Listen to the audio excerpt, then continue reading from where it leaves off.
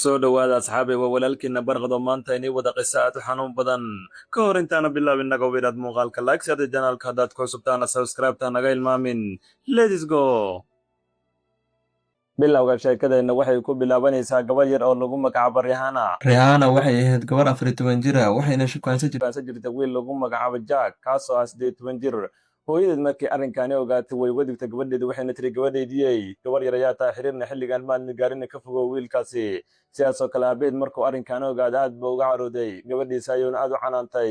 xitaa iskuulkii waa uu ka bixiyey iskuul dheer ayuuna geeyey taasoo xitaa aan labadu isku dhoweyn. laakiin si kastay ahaataba Rihanna saaxiibkeed mar walba waa ay la kulmi jirtay, weliba si qarsoodi ayay ula kulmi jirtay. teeda kale ninkani Jack waxa uu la nool yahay adeerkiis kaasoo ku nool meel u dhow xaafadda ay ku nooshahay Rihanna. aabaheed goortii ogaadee ninkani inuu ka fogaanayn gabadhiisa ayuu go'aan wuxuu ku gaaray inuu xabsiga u taxaabo. maalinkii dambena waa la xiray. adeerkiis Jack ayaa soo orday kadibna waxa uu la hadlay Rihanna aabaheed waxauna ka dalbaday in wiilkiisa la iska cafiyo. ugu dambeynna waa uu aqbalay. goortii Jack xabsiga laga soo saaray adeerkiis go'aan waxa uu u gaaray inuu dib ugu celiyo meeshii ay ku noolaayeen waalidiintiisa. kadib markuu ogaaday in wiilkiisa Jack oo gabadhani uu ka fogaanayn wuxuu dib ugu celiyey meeshii waalidiintiisa ay ku noolaayeen. muddo kadibna ninkii meeshii waa uu ka tegey. dib aan ugu soo laabana Rihanna. bilooyin markay ka soo wareegatay ugu dambeyn waxay ogaatay inay iyada uur leedahay. goortii arrinkaas hooyadu u sheegtana waxay tiri sidee macquul ku tahay adoo 15 jir ah inaad uur qaaddo. sidaasoo kale aabeed markuu arrinkaasi maqlay aad buu uga carooday go'aanna waxa uu ku gaaray guriga inuu ka ceriyo. waxauna yidhi waa inaad guriga ka baxdaa sababtoo adoo intaan leeg ayaaba uur qaaday, weliba uur sharci darro ayaa qaaday. Rihanna waxay isku dayday inay aabeed la hadasho laakiin waa uu diiday waxauna dhahay gurigayga ka bax. sidaasoo kale Rihanna waxay isku dayday inay la hadasho hooyadeeda laakiin hooyadeed aad u caraysan ayaa tiri bax banaankaga bax, adoo intaan leeg ayaa bilowdaba inaad wiilasha u dhudhumato. sidaasoo kalena alaabteedii banaanka ayay ugu soo turtay. Rihanna waxay isku dayday inay hooyadeed cafis weydiisato waxayna tiri hooyo macaan qalad ayaa iga dhacay marka waan ku baryay qabahaye iska cafi. hooyadiina arrinkaas way ka diiday waxayna tiri bax guriga ka bax, haddii meeshaan dambe aan kugu arkana wixii kugu dhaca adiga ayaa isku dhigay. alaabteeda ayayna banaanka ugu soo tuurtay.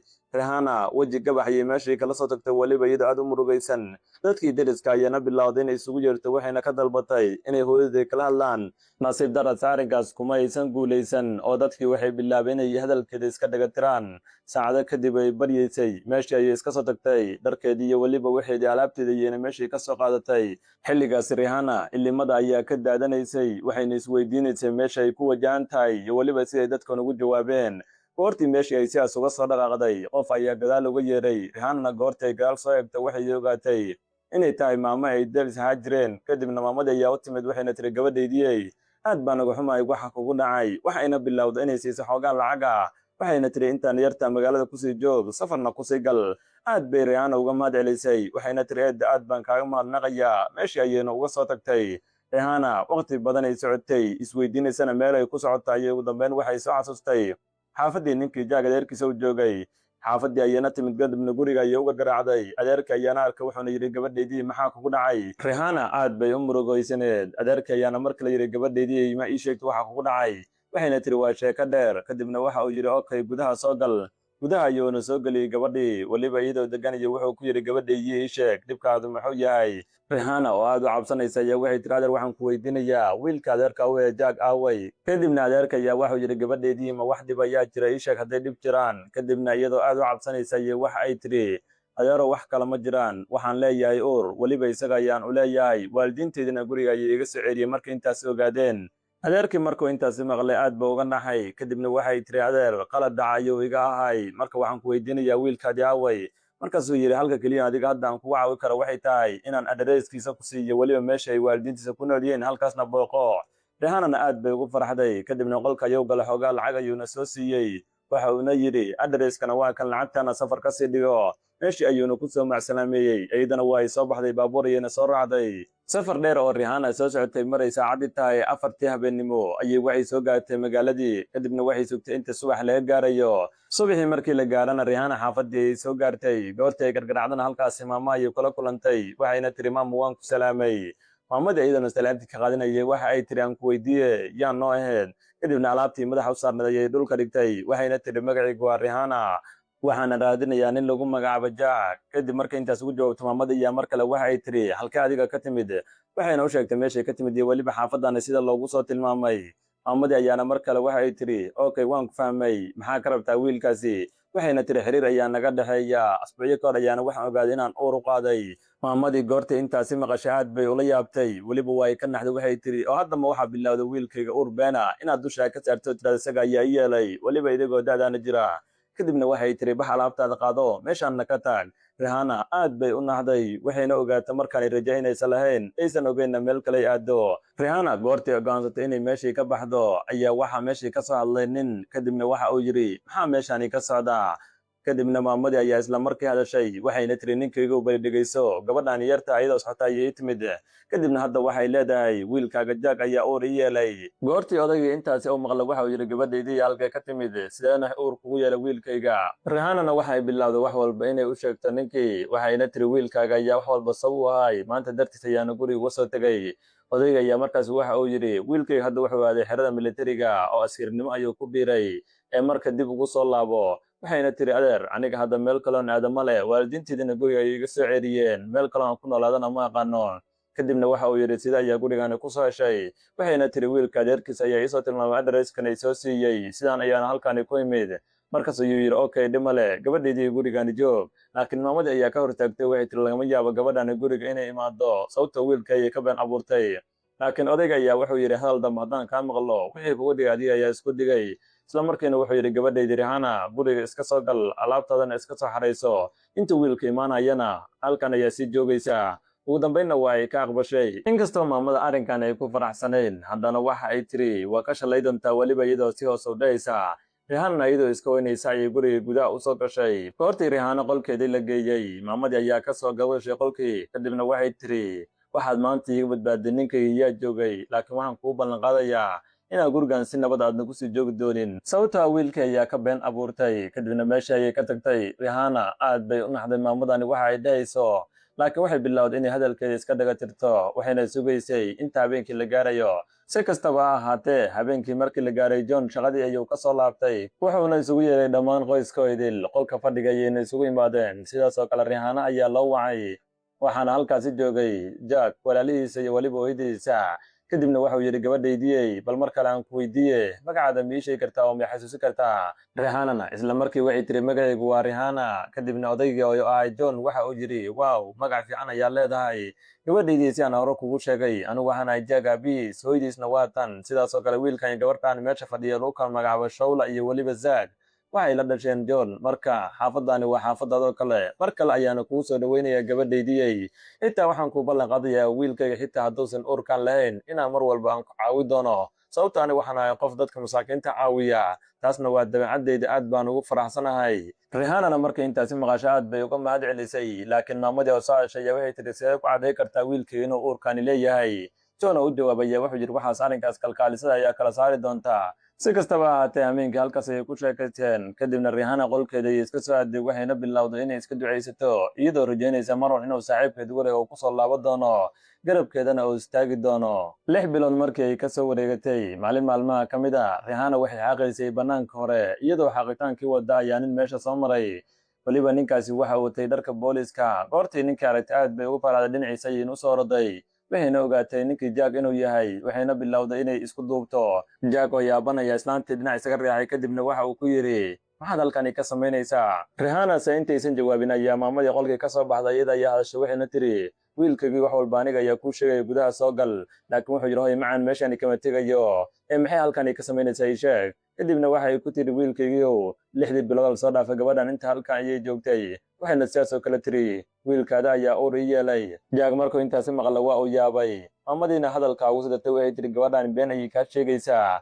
laakiin ka hor intuusan hadalkii dhammaystirin sheekadiina ay sii wada qolka ayaa waxaa ka soo baxaya jack aabihiisa john ayaana wiilkiisa u yeeray isla markiina jack meesha ayuu ka tegay oo aabihiisa ayuu aaday maamadiina kama hayso dawaarina way ka soo daba gashay laakiin rihana ayaa su-aal isweydiinaysa waxay tiri sawirninkan si aan isugu bedelay maxaana ka qaldan daqiiqada markay ka soo wareegdeen hooskoydil waxay isugu imaadeen qolkii fadhiga isla markiina waxaa hadla baaba john waxa uuna yidhi wiilkiiyow su-aal ayaan raba inaan ku weydiiyo gabar waxaa ii timid dhahaysa inaad adiga uur u yeeshay warkaasi maxaa ka jira sax miya mise qalad jack oo aad u cabsanaya isla markii aabihiisa hoos fadhiistay kadibna waxa uu yidhi aaba macaan aniga waxaan ku xaqiijin karaa gabadhaas inaan la seexday laakiin aniga ma hubo inay uur ii leedahay kadibna aabihi wuxuu yidhi haddaba la soco gabadha hadda uur ayay ku leedahay mas-uuliyaddii carruurtaasna adiga ay dusha kaa saaran tahay.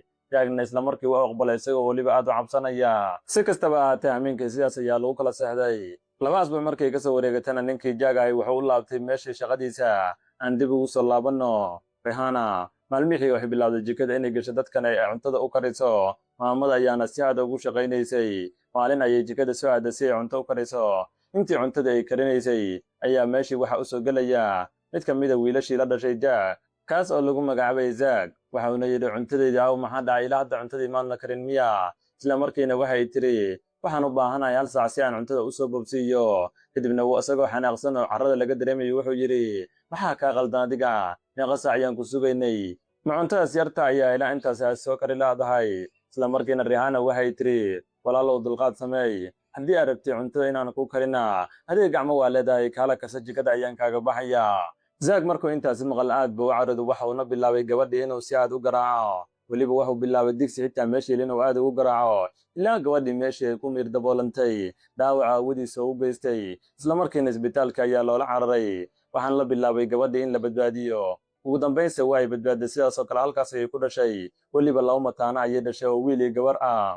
asbuuc kadibna isbitaalka ayaa laga soo saaray xaafaddii ayaana la keenay. kadibna Shola ayaa aragtay gabadha waxayna tiri aad baan ugu faraxsanahay. Rihanna way uga mahad celisay. noloshana si caadi ayay ku socotay. 10 bilood markii ay ka soo wareegatay dalmadii ilmahaasi ay dhasheen. maalin maalmaha ka mid ah John ayaa wuxuu yimid Rihanna wuxuuna dhahay gabadhaydiyey xoogaa dartaa lacagtan qaado. wuxuuna siiyey adres wuxuuna yidhi wiilkay waxaa soo tustaa ilmahan yarka aad u dhashay weliba mataanaha. isla markiina waa ay ka aqbashay wayna uga mahad celisay. waxayna bilowday inay booqato. maalmo kadib oo safar ay kusoo jirtana waxay soo gaartay xeradii uu ku noolaay. kadibna waxay bilowday dadkii inay weydiiso meesha uu ku nool yahay Jack, waana loo tilmaamay weliba qolkiisa saxda. kadibna qolkii ayay toos u soo aaday. Rihanna goortii albaabka ay soo gaartay albaabka ayay gargaraacday. Jack ayaana banaanka u soo baxay markuu arkana aad buu u naxay. kadibna wuxuu yidhi maxaad halkani ka samaynaysaa? si ayaana halkani ku timid. kadibna waxa ay tiri maxaa kaa qaldan? ma sidan ayaad u soo dhawaynaysaa carruurtaada iyo weliba xaaskaaga?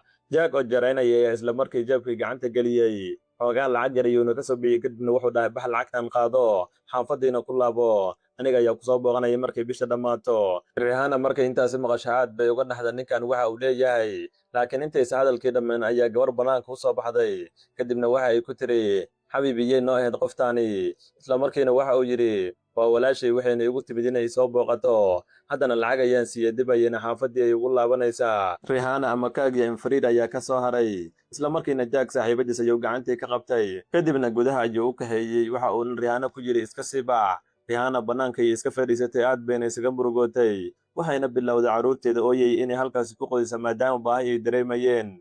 saacada markii ka soo wareegatay welina albaabkii ay fadhisay ayuu banaanka u soo baxay. kadibna wuxuu arkay weli iyadoo Rihanna albaabkii fadhisa. waa uu la yaab wuxuu yidhi maxaa weli intaa u fadhisaa ma ku dhihin oo bax xaafad aad, aniga ayaa kusoo booqanaya markii bisha ay dhammaato. Rihannana waxay tiri saaxiib su'aalan ku weydiiya maxaa ka qaldan? aabba nuuce ayaa tahay? xaasnimada noocanna xagee keentay? waxaan u malaynayay marka ugu horreysa carruurtaada aragtid inaad aad ugu farxi doontid. kadibna wuxuu yidhi walaalay waxaas waqti ma hayo, haddana shaqaan u socdaa. waxaan kaa rabaa markaan shaqada ka soo laabto inaan halkani kuu arkin, xaafadaadan u laabo. kadibna meesha ayuu ka dhaqaaqay. Rihanna aad bay isaga murugootay. waxa ayna ka fikiraysay halkay cunto ilmahan uga iibi laheyd. qalbi jab ayayna halkaas ka dareemaysay. sidii meeshay u fadhisay haweeney ayaa meesha soo martay. weliba haweeneyda sargaalad ayay ahayd. kadibna waxay aragtay haweeneydani meesha fadhisaa weliba ilmahan yariiska dusha ku haysata. sargaaladii ayaana bilowday inay soo ag fadhiisatay. waxayna tiri mar waxaan ku weydiinayaa xaaladaadu ma wacan tahay? kadibna waxa ay tiri maya. sargaaladii oo la yaaban gabadha masaakiinta iyo weliba carruurta yarta ay dusha ku haysata ayaa tiri meeshan ilmaha yarka looguma talagelin, caafimaadkoodana ma wanaagsanay. ii sheeg maxaa kugu dhacay? ma qof ayaa halkani ku sugaysay? isla markiina waxay bilowday Rihanna wax walba inay u sharaxdo. sargaaladii markay intaasi maqasho aad bay arrinkan uga murugootay. kadibna waxa ay tiri aad baan uga xumahay waxa kugu dhacay. isla markiina labadii carruur ayadii gacmaheeda ku soo qaaday. waxayna tiri adiga alaabtaad yartaa meesha ka soo qaado. Rihanna oo aad u faraxsan ayaa isla markii alaabteeda daf soo tiri. kadibna waxay soo aaday guriga ay ku nooleed. sargaaladiina Rihanna waxay ku tiri gurigan gurigaadoo kala waaye, saaratid ugu noolow. rihanna aad bay ugu farxday carruurteedii ayayna bilowday inay qaydiso habeenkii markii la gaarana sargaaladii waxay wax walba uga sheekaysay rihanna iyo weliba sida uu guurkeedii hore u buray iyo weliba sida ciidamada ugu soo biirtay rihanna waa ay kala murugatay arrinkaasi 5 maalin markii kasoo wareegatay joogitaankii rihanna guriga sargaalada ay joogtay maalin maalmaha ka mid ayay go'aansatay bannaanka inay u soo baxdo si ilmaha caano ugu soo gadato goortii ay bannaanka u soo baxdana waxay soo hormartay gurigii jack waxaana halkaasi fadhiyey jack saaxiibadiisa weliba iyadoo halkaasi buug ku aqrinaysa cabitaanna ku cabaysa kadibna jack saaxiibadiis waxa ay salaantay rihanna laakiin way iska dhaga tirtay kadibna waa ay ka gudubtay goortii ay soo laabatay alaabteeda soo gadatay ayay soo hormartay gurigii isla markaana gabadhii waxa ay qabatay rihanna kadibna waxay tiri adiga ayaan kula hadlayaa sida kale midaan kuu sheego haddii aad tahay xaaskiisa ama walaashiis aad tahay aniga waxba igama gelin midaan kuu sheegay waxay tahay ninkan aniga ayaa hadda iska leh saaxiibadiis ayaan ahay rihanna isma waalina waxay tiri okay congratulation waxaana rajaynayaa inuu mar dhow ku guursan doono kadibna waa ay dhaqaaqday laakiin isla markiiba gabadhii ayaa gadaal ka qabatay kadibna waxay tiri midaan kuu sheego gurigan dambe hortiisa iskuma soo mari kartid sababtoo dadka waaweynka ayaa loogu talagalay rihanna kulaha meeshaan maraya adiga fasax kaaga qaada maayo goortii intaasi jack saaxiibadiisa ay maqashay isla markiiba waxay bilowday gabadha inay dharbaxsho ku dhufato rihanna kama yaraysana waa ay ku soo celisay laakiin galaaskii gacanta ay ku haysay cabitaan ku cabaysa ayay madaxa uga dhufatay isla markiina dhiig ayaa ka soo daatay sidaasoo kale dadkii meesha maraya ayaa ku soo korocda si ay u kala celiyaan rihanna aad bay isagoysa weyn iska murugootay dhiigana waa uu ka daadanayay sidaasoo kale meeshii waxa yimid ninkii jaaga ahay waxayna saaxiibadiisa u sheegtay in iyada dagaalka ay bilowday ninkii jaaga markuu intaasi maqlaha bilaabo inuu aad kugu garaaco rihannana aad bay isaga murugootay isla markiina askarta ayaa meeshii ka soo kahayey waxaana la bilaabay in dhiigan ka daadanaya laga joojiyo madaxa ayaana waxaa looga xiray faashada habeenkii markii la gaaray sargaaladii ayaa guriga kusoo laabatay kadibna waxay aragtay rihanna madaxa waxa uga xiran waa ayna weydiisa wax walba ayayna u sheegtay weliba sheekada siday tahay sargaaladiina isma dhibin okay ayay tiri meesha iyayna ka tagtay daqiiqada kadibna rihanna oo qolka isaga jirta waxay maqashay qaylo bannaan kasoo yeeraysaa goortay bannaanku soo baxdana waxay aragtay sargaaladii oo ciqaabaysa ninkii jaag ah iyo weliba saaxiibadiisa halkaasna ul ku garaacaysa keliya intaas uguma ekayne waxay sidaasoo kale ay ku samaynaysay inay ciqaabaysay ciqaabtii ahayd kac fadhiiso rihanna markay intaasi aragtay aad bay ugu faraxday waxayna markaani daawatay ladadoo ciqaab la marsiinayo goortii sargaaladii ciqaabtii ay soo dhammaysay guriga ay ku soo laabatay rihannana aad bay uga mahad celisay waxayna tiri sargaal waxaan kaaga mahad celinayaa garab istaaggaadii i samaysay sargaaladiina waxay tiri maya taas waan isku leenahay dadkaasna waxay mareen ciqaabtii ay mudnaayeen lagamana yaabo hadda wixii ka dambeey inay dhibka kugu sameeyaan rihanna aad u faraxsan ayaana habeenkii sidaasii ku seexatay subaxii xigay markii la gaaray rihanna ayaa waxay u timid sargaaladii waxayna tiri magacaygu waa saadac hadda kadibna saadaygu waa aad bayna mar kale uga mahad celisay sargaaladii ayaana markaani waxay siisay lacag waxayna tiri lacagtan qaado adigana cunto ku soo iibsi carruurtana caano ugu soo iibi kadibna waa ay soo baxday waxayna soo hormartay mar kale gurigay jack waxaana halkaasi joogtay jack saaxiibadiisa weliba dhar halkaasi ku warwaraysay rihanna goortay gabadhaani aragtay hadal maysa dhin meeshayayna iska bartay laakiin jack saaxiibadiisa ayaa ka soo hor timid kadibna waxay tiri ayaa i dhegayso ma waxaad u malaynaysaa inaan adiga kaa baqayo rihannana iyadoo hadal dhin ay iska aamustay mar kale saaxiibadii hadal ayay ku sadirtay waxayna tiri i dhegayso meeshaan dambe lagama yaabo inaad soo martid waxayna sidaasoo kale tiri maciqaabtii shalay aan marna ayaad u malaynaysaa inaad sidaas kugu hilmaamay moogtaa weli inaan ciil kuu qabo laakiin intaysan hadalkiisii dhammayn jaag ayaa hadalkooda maqla bannaanka yuuna u soo baxay kadibna saaxiibadiis ayuu ku yidhi maxaa kaa qaldan ma hilmaantay wixii shalay lagugu sameeyey laakiin jaag saaxiibadiis waxay tiri maya tan waa inaan la dagaalamaa jaagna aad buu u cadhooday isla markiina waxa uu bilaabay inuu ayada dharbaxsho ku dhufto isla markiina qolka ayuu u soo jiiday qolka ayuuna hoos ka xiray kadibna wuxuu yidhi midaan kuu sheega walaalay dhegayso aniga ma rabo inaan isku diro sargaaladda iga sarraysa weliba ma rabo shaqadeeda inaan ku waayo mar dambe waa ku baryaa gabadhaasi ha u dhowaan xitaa ahaan la hadlin ugu dambaynna waa ay aqbashay habeenkii markii la gaarana rihanna saacdo umaysa sheegin arrinkii maanta ay kala soo kulantay ubay iska daysay isbuuc markay ka soo wareegtana maalin rihanna waxay u timid sargaaladii ahayd saadac waxayna ku tiri anigu waxaan doonayaa inaan magaalada u laabto marka hore waa ay ka diiday laakiin ugu dambayn way ka aqbashay lacag ayayna siisay rihannana meesha ayay ka soo tagtay weliba carruurteeda ayay hore u soo qaadatay kadibna baabuur ayay soo raacday intii baabuurkeedii safarka uu ku soo jiray mar ay 5 saac ka soo wareegatay ayaa baabuurkii waxaa soo weerareen tuugo isla markiina waxay bilaabeen dadkii inay ka dhacaan waxyaabihii ay gacanta ku haysteen darawalkii baabuurka waday meesha ayuu ka baxsaday dadkii oo dilna waa ay ka baxsadeen rihannana meeshii kuma aysan harine dhankaas iyo duurka ayuu carartay aad bayn u cabsanaysay wax badan ay ordaysay saacado badan ay dhankaas duurka ay ku dhex jirtay ay meel iska istaagtay kadibna waxay bilowday inay iska oyso markii dambe ayaa nin meeshii ka soo baxay kadibna wuxuu dhahay gabadhaydii maxaa kugu dhacay waxayna tiri adeer macana waxaan kaaga baahanaa caawimaadaada waxayna uga sheekaysay sheekadii ku dhacday iyo weliba sida baabuurkeeda loo soo weeraray rehaano aad u murugaysan ayaa odayg waxuu ku yidhi okay dhib male gabadhaydiyey soo bax isla markiina wuxuu bilaabay cunugii mid ka mid ah inuu iyada uu ka soo qaado kan kalena iyada ay soo qaadato wuxuuna u soo kaxiyey dhankaasi xaafaddiisa goortii uu xaafaddii keenana isla markiiba waxa uu siiyey cunto sidaasoo kalena waxa uu dejiyey qol gooniya wuxuuna dhahay gabadhaydii halkan iska joog kadibna xaaskiisa ayuu waada si uu arrinkan ula wadaago xaaskiisa ayaana waxay tiri maxaa kaa qaldan waad og tahay xaafadani lagama ogola dad cusub in la keeno sidaasoo kalead meeshan waxaa ka jira dad la yidhaahdo ora bal asxaabe wax yar aan kaga sheega dadkan lagu magacaabo ora waa dad kooxa oo gaangistara waxa ayna dilaan dadka xaafadana si amar la'aan ku yimaada iyo weliba qofkii si qaldan ku keena goortii uu ogaada ninkaanna kadib wuxuu yidhi adiga iska aamus waxaana dad ha u sheegin hadal iyo uusan afkaada ka soo bixin xaaskii oo jaraynaysa ayaa waxay tiri war dadkan way ku ogaa doonaan ogow adigana hadhow way ku dili doonaan laakiin sidaasoo kale rihaana waxa way maqlaysay waxayna ka cabsanaysay dadkan ora haddii ay yimaadaan iyada iyo ilmaheeda yarka waxa ay ka samaynayaan xitaa maray waxay ku fikirtay inay meeshan ay ka baxsato daqiiqada markii ay ka soo wareegeen rihaana ayaa waxa uu maanaya odaygii wuxuu leeyahay gabadhaydii inta waa iska seexan kartaa maalinkii xigana markii la gaaray dad badan oo qayliyaya ayaa bannaanka isugu yimid sidaasoo kale way maqlaysay rihaana codka ka soo baxaya bannaanka aad baynu cabsanaysay qolka ayayna hoos isugu sii xirtay weliba iyadoo aad u cabsanaysaa dhan kale odagii rihaana gurigan keena ayaa bannaan ku soo baxaya kadib markuu qaylada maqlo waxa uuna leeyahay maxaa dhacay cunug yar ayaana waxa uu leeyahay waxa yimid dadkii lagu magacaabaya ora rihaana markii intaasi maqasho aad bay kugu nacaysaa goortii dadkii oo dhan isku soo baxeen waxaa meeshii imaanaya kooxihii ora ahay kadibna waxa ay leeyihiin waxaan helnay warbixin taasoo sheegaysa in halkaani la keenay qof cusub marka waxaanay ka rabnaa yaa waase qofkaasi cusub ee xaafadani ku soo biray teda kale warkaas xaqiiq miya dhammaan dadkii oo dhan wax hadal ama dhahayaan oo uma jawaabayaan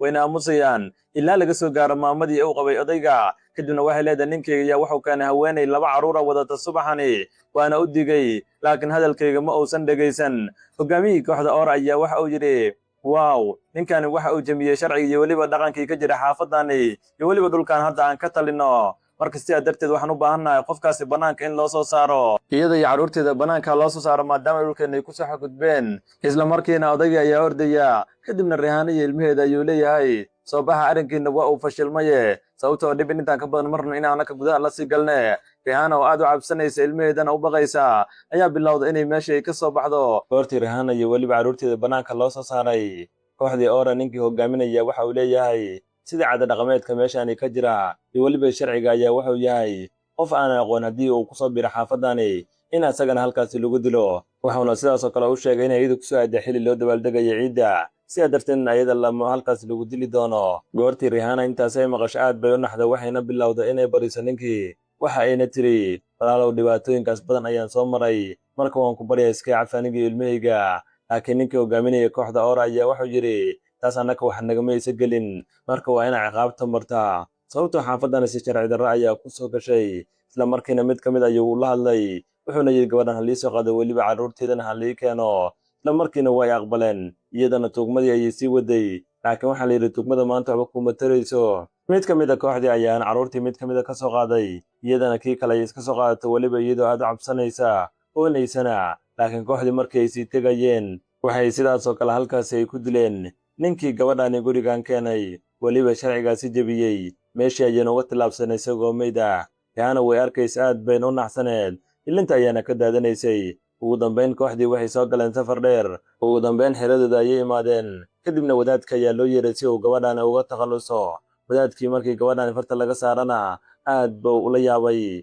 waxa uuna bilaabay inuu u soo dhowaado laakiin goorta uu jirkeeda taabtay ayuu aad u naxay kadibna waxa uu yeeray dadkii kale wuxuu yidhi gabadhani xaggee laga keenay kadibna waxaa la yidhi gabadhani bannaanka ayaa laga keenay xaafadan ayayna si qaldan ku timid laakiin wadaadka ayaa yidhi taas been waaye gabadhani xaafadda ayay degan tahay isla markiina waa la iska daayey rihaana goortii la iska daayey isla markiiba meeshii ayay firdi ka soo tiri labada cungeed ayayna dhawarka soo saaratay weliba iyadoo aad u cabsanaysa waxayna soo gashay safar dheer waqti badan ay soo hordaysay waxay soo gaartay xaafad kale kadibna dadka ayay lacag weydiisatay ugu dambaynna wax yar ayay siiyeen si ay safarkeeda u sii wadato goortay wax yar heshana meeshii ka soo dhaqaaqday ugu dambayn waxay soo gaartay xaafaddii ninkii jaaga aabihiis ahay laakiin goortii ay guriga timid waxay halkaasi ku aragtay dad badan oo xaafadii dhooban. Kadibna waxay isweydiisay maxaa qaldan, maxayna dadkan si aan guriga ugu dhooban yihiin. Laakiin gabadhii yartayd ee la dhalatay ninkii Jack ayaa u timid, kadibna waxay weydiisay waxa gurigani ka dhacay sababta dadku badan yihiin.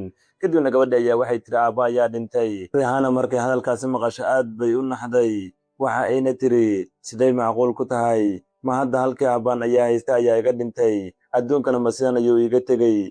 Kadibna waxa ay bilowday iyadoo aad u murugaysan inay meeshii ay kasoo tagto balse ay qolkeeda u aado. Goortii ay qolkeeda soo aadana waxay aragtay in qunfulkii laga bedelay, isla markiina waxay dib ugu soo laabatay gabadhii yarta ee Shawla, waxayna ku tiri waxaan Shawla ku weydiinayaa bedelay qunfulkayga. Isla markiina waxay bilowday gabadhii inay jirayso, waxa ayna tiri ii sheeg maxaa jira, maxaad noo cabsanaysaa. Shawlana isla markii waxay tiri mid ayaan kuu sheegayaa, ninkii Jack oo weliba gabar la socota ayaa maalinlood guriga yimid, hooyo ayaana qolkaasi siisay, sidaas ayuu hadda saaxiibadiis qolka kula joogaa. Goortii Rihanna intaas ay maqashay aad bay u naxday, kadibna waxay tiri ka waran aabbo markii hadda uu dhintay ayay bilaabeen wax walba inay hadda burburiyaan. Rihanna sidaas oo kale waxay isweydiisay halkay aadi doontaa maadaama halkan ay xaafadan ku haysan. Laakiin Shawla ayaa qalbiga u dejisay, waxa ayna tiri abba welwelin, hadda waxaan ku geynayaa guriga wadaadka, caawana halkaa iska soo seexo, wixii kalena waan arkaynaahe. Ugu dambeyn Rihanna way aqbashay, laakiin Rihanna intaysan meeshin ka tegin isla markiiba waxaa soo baxaysa gabadhii Jack saaxiibadiisa ahayd. Kadibna waxay leedahay hayaa tiri shawaan ku salaamay, iyo warna hadda inaan gurigeeda kaaga horreeyo mujida, weliba qolkaadii aan degay. Teeda kale mid kale aan kugu daro, ninkii saaxiibka ahay waxaan u qaada uur, dhawaanna hooyo ayaa noqonayaa, marka waa inaad taas la socotaa.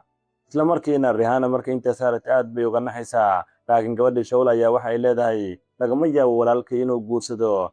Kadibna waxay leedahay maadiga ayaa amar kaa qaadanaya hadduu walaalka ay guursayo haddii kaleba. Kadibna waxay tiri waan ku arki doonaa adigoo aad u qiimeynaya, weliba ilantahay kaa daadanayso, lana soco waxaan kuu soo gadi doonaa istiraasho maalintaas ilinta isaga dirtid. Laakiin Jack saaxiibadiisa kulaha adiga maxaa taas kaa galay. Isla markiina gabadha ayay dharbaaxsho dhinac u soo ridaysaa, gabadhiina waa iska qabanaysaa. Isla markiina Rihanna ayaa Shawla ka celinaysa, kadibna waxay leedahay walaalay tan hala dagaalina iska daa, kadibna waa ay ka aqbalaysaa. Ugu dambeyntiina Shawla ayaa waxay soo kaxaynaysaa Rihanna oo gurigii wadaadka ayay u soo kaxaynaysaa. Daqiiqado yar oo ay socdeen ugu dambeyn waa ay soo gaarayaan gurigii. Habeenkiina Rihanna halkaas ayay seexanaysaa, sidaasoo kale waxay ogaanaysaa in duubista Jack aabihiisa ay waqti qaadanayso. Subaxigana guriga ayay ku soo laabanaysaa si ay bal hawsha wax ugu qabato. Goortii ay guriga si u soo gaartana cod ayaa algaal ka soo yeeraya, codkaasna qof kale maahay ninkii Jack ayuu ahay. Kadibna wuxuu leeyahay maxaad meeshaan ka samaynaysaa, wax ka tag. Wuxuu leeyahay adiga looma baahnaa, waxaana gacantaada ha saarin. Goortii intaasi maqasho aad bay ugu murugoonaysaa, meesha ayayna ka soo tegaysaa, wejiga waxayna kala tulmaysaa. Subaxigii markii la gaaro guriga ku soo laabato, dadka idil ayaana isku yimid maalinkaasi si odayga loo soo aaso. Laakiin ka hor intaana la soo aasin odaygii John meeshii waxaa imaanaya walaalkiis. Kadibna wuxuu leeyahay dhegaysta, aad baad u mahadsantihiin, magacaygu waa Edie, halkaana waxaan u imid inaan idiin muujiyo sir uu iiga tegay walaalkay ka hor intausan dhiman. Marka waxaan idinka codsayaa dhammaantiin inaad dhegaysatiin, sirtaanna moobilka ayay ku duuban tahay. Kadibna waxa uu bilaabay inuu shido, waxa uuna isla markiiba codkii noqday ninkii John wuxuu yidhi dhammaantiin waa idin salaamaya ugu horrayn. Sida kale waxaan salaamayaa gabadheedii yarta ee Rihanna, waxaan rajaynayaa guriga inaad dib ugu soo laabatay. Sidaasoo kale walaalkay waxaan ka codsanayaa in gabadheeda Rihanna arooskeeda la dhigo ka hor intaan aniga lay aasin. Weliba waxaan rabaa in loo dhigo aroos weyn, gabadheydana ay ku noolaato nolol aad u qurux badan. Sidaasoo kale wiilkay Jackna gabadhaani uu guursadaa ka hor intaan aniga lay aasin. Waxauna sidaasoo kale ugu daray haddii ninkan Jack uusan aqbalin arooska gabadhaasi inuusan waxba ku lahayn dhaxalka, weliba qoyska kalena ay kala qaybsan doonaan, isagana aan la aasi doonin. Wuxuuna hadal ugu gabagabeeyey gabadheydii waxaan kuu rajaynayaa nolol aad qurux badan inaad ku noolaatid. Goortii hadalkii dadkaasi ay maqleen aad bay u wada farxeen wayna dabaaldegeen. Laakiin gabadhii Jack saaxiibadiisa aad bay u murugootay. Isla markiina Shawla ayaa u timid, waxayna u keentay istiraashadii, waxayna tiri hore ayaan kugu sheegay istiraashadan hadda ilamada isaga tirtir. meeshii ayayna ku weysay, madaxana qabsatay. Dadkii kalena aad bay ugu farxeen, meeshii ayayna u dabaaldegeen. waliba hadalkaasi quruxda badan ee ka soo yeeray. Sidaasoo kale Jack hooyadiisa arrinkani kuma aysan faraxsanin, laakiin hadda danta ayaa ku kaliftay. Sidaasoo kale Rihanna hadda waxa ay tiri hadda wixii ka dambeeya nolol farxad ayaan ku noolaa doonaa, sababtoo ninkan hadda wuu i guursan doonaa, isaga iyo ilmihiisana meel ayaan ku wada noolaan doonaa. Sidaasoo kale ninkii Edie ayaa waxa uu yidhi waa inaan fulinaa walaalkay codsiga uu naga dalbaday, kahor intaan asaga aasinna waa in labadana isku darnaa kadibna ay isguursadaan isla markiina wadaadkii ayaa loo yeeray si uu gabadhani loogu daro ugu dambayn wadaadkii waa u yimid labadooda ayuuna isku guuriyey goortii uu meherkii dhacana Rihanna aad bay u faraxday isla markiina ninkeeda ayay halkaasi hab ku siisay sidaas oo kalena Jack wuxuu ka raaligeliyey wixii iyada uu ku sameeyey waliba dhibaatadii uu u geystay iyadana aad bay ugu faraxday habeenkii markii la gaarana labadooda waxa ay ka wada hadleen sidii ay ku wada noolaan lahaayeen Jack ayaana wuxuu yidhi waxaan kuu qaadayaa meeshii anigaan ka shaqaynayay ee saldhigga halkaas ayaad nagula doolaa doontaa adiga iyo weliba carruurtaada iyadana waa aqbashay dhan kale aan usoo laabanno gabadhii kale ee Jack saaxiibadiisa ahayd goortii arooskii u dhacay iyada go'aan waxay ku gaartay guriga inay ka baxdo maadaama hadda wax kale aysan u oolin iyadoo murugaysan ayayna meeshii ay ka soo tagtay weliba dareemaysa cidlo saa'ida maalinkii xigay markii la gaarana waxaa la iska soo aasay ninkii John ahay Rihanna goortii la soo aasay guriga ay dib ugu soo laabatay jikada ayay aadasay bal wax u karsato laakiin jikadii waxay aragtay inaysan wax oolin kadibna ninkii Jack ayaa xoogaa lacaga siiyey suuqa ayayna aadda waxayna soo gatay bariis yar si ay bal iyada u cunto carruurtan ay wax uga siiso goortii ay soo gadatay xaafadan ay keentay jikadana ku jirtay karsanaysa ayaa guriga waxa u soo galaysa ninkii Jack hooyadiisa kadibna waxa ay leedahay maxaa jikada ka dhex samaynaysaa waxayna tiri hooye macaan cunto ayaan karsanayaa maadaama aan baahanahay kadibna maamadii aad bay u qaylinaysaa waxay leedahay maxaa kaa qaldan ma bariiskay ayaa si sharci darro ah ku karsanaysaa waxayna tiri maya hooye aniga ayaa bannaan ka soo gatay maamadii aad u caraysanaya waxay leedahay ii sheeg lacagtaas xagga ka heshay cuntada aad ku soo gadatay maaninka ayaa waxay ragtay aad ii sheegaysaa kadibna waxay leedahay hooye macan waa wiilkaada ayaa i siiyey sidaas ayaana cunto ugu soo gatay marka cuntadan kaa karsado kadibna waa ay ka didaysaa cuntadii ayayna xoog ugu qaadanaysaa waxay leedahay bax jikada ka bax iyadoo weji gabax dareemaysa ilintuna ka daadanayso ayay meeshii ka soo tegaysaa carruurteedana baahi ay dareemayaan sababtaa wax ma aysan cunin maalinkaas oo dhan kadibna waxay soo aadaysaa guriga wadaadka goortii halkaasi ay soo gaaraanna maamadii uu qabay wadaadka ayaa isla markiiba waxa ay siinaysaa cunto sidaas oo kale ilmihiina caana ayay siinaysaa halkaas ayayna cunto ku cunayaan Rihanna aad bay uga mahadcelinaysaa sidaas oo kale waxay u sheegaysaa wixii ay kala soo kulantay ninkii Jack hooyadiisa iyo weliba dhibaatada ay ku hayso laakiin maamadii ayaa waxay leedahay gabadhayda isdeji wax walba waa ay ku hagaagi doonaan waxaana ku rajaynayaa nolol qurux badan aad ku noolaatid maalinkii intii ka harsaneedna halkaas ayay iska joogtay subaxigii markii la gaaray waxaa la gaaray xilligii ay baxayeen labadooda waa Jack iyo weliba Rihanna iyo weliba ilmaheeda yarka waana markii ugu horreysay ay labadoodaas ku baxayaan ka hor intaysan bixin ayayna waxay soo macsalamaysay ninkii wadaadka ay weynooga mahad celisay karabitaagga u sameeyey isagana waxa uu ku yidhi gabadhaydii waxaan kuu rajeynaya inaad ku noolaa doonto nolol qurux badan sidaas oo kale shawla waa ay macsalamaysay Rihanna waxayna tiri abaaye sidaas oo kale waxaan kuu rajeynaya nolol qurux badan iyadoo halkaasi ku siisay sidaas oo kale Rihanna waxay tiri waxaad tahay gabadhii ugu wanaagsan ee arko waan rajeynayaa mar kale inaan kulmi doono iyadoo faraxsan ayayna meeshii ay ka soo tagtay Jack iyo weliba labadiisa carruur iyo Rihannana meeshii ayay ka soo dhaqaaqeen waxayna soo aadeen meeshii baska laga raacayay goortii ay soo gaareen meeshii baskii laga raacayay ninkii Jack ay ma uusan caawin Rihanna maadaama iyada ay waday laba carruur waxay sidaas oo kale u baahneed qof alaabta kale u soo qaada laakiin nin waddada maraya ayaa iyada caawiyey waxayna tiri haddaanan ku dhibayn iska daa laakiin wuxuu yidhi dhib ma leh kadibna alaabteeda ayuu u soo xareeyey safar dheer ay soo socdeen ugu dambayn waxa ay soo gaareen gurigii Jack wuxuu toos u aaday qolkii goortii uu furay sidaas u furana wuxuu ogaaday inuu furan yahay goortii uu qolkii soo galana halkaasi waxa uu ku arkay Amanda oo ahayd saaxiibadiisa kadibna wuxuu yidhi Amanda maxaa kugu dhacay maxaad halkani ka samaynaysaa waad ogtahay xaaladda aan ku jire kadibna waxay tiri ma adiga ayaa weydiinaysa waxaan samaynayo waad ogtahay aniga adiga waan isjecelnahay uur ayaana kuu leeyahay sida u ogolanaya gabadhaas inay adiga kula noolaato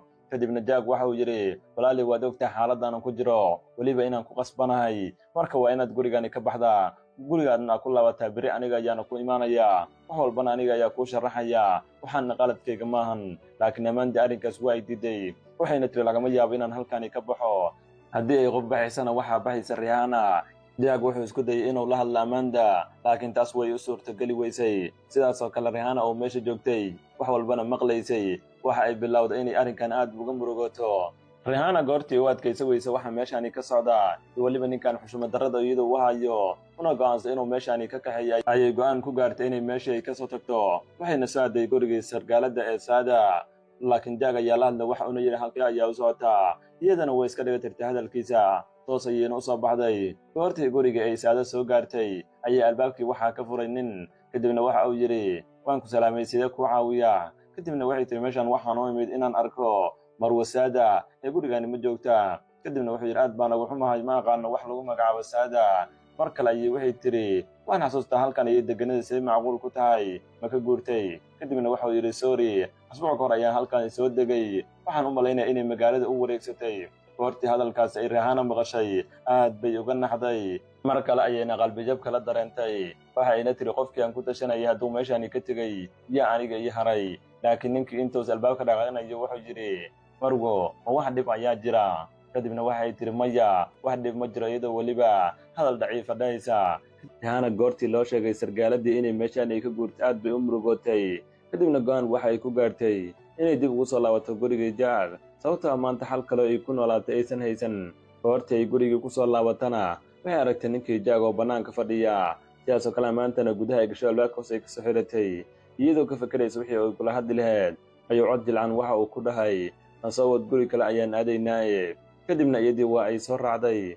guri kaloo bannaan ku yeela ayuuna yimid, isla markiina wuxuu la hadlay ninkii guriga lahay weliba si qarsoodiya. kadibna qol ayuu labadooda siiyey. qolkii ayayna toos u soo aadeen, laakiin goortii qolkii gudaha loo soo gala wax xalaawa ma aysan oolin. Rihanna oo garwaaqsatay sida uu qolkii ayaa isla markiiba salli boorsadeeda ka soo baxsatay. kadibna carruurtii ayay u gogoshay halkaas iyana seexisay. sidaasoo kale ninkii Jack bannaanka ayuu u soo baxay. kadibna wuxuu guriga ku soo laabtay isagoo cunto wada, wuxuuna u soo riixay dhinaceeda waxauna yidhi cuntadaasi cun. Rihanna oo aad u xanaysanayd ayaana waxay tiri wariyaa waxaan ku weydiinaya adiga dabeer xumada xagee keentay? bila'aadan nooca ayaa tahay, waxaan ku siiyey qalbigayga, noloshayda iyaa burburisay, waxaadna iga dooratay dhoocishaasi isla wareegtada ah. kadibna wuxuu yidhi sidee ayaad u cayi kartaa gabadhaasi? sidaas ayuuna Jack ku qayliyey. Rihanna oo soo booda ayaa tiri ma been baan ku sheegay gabadhaasi dhoocishaha oo isla wareegtada ah? kor ayayna u qaadday weliba iyadoo aad u caraysan.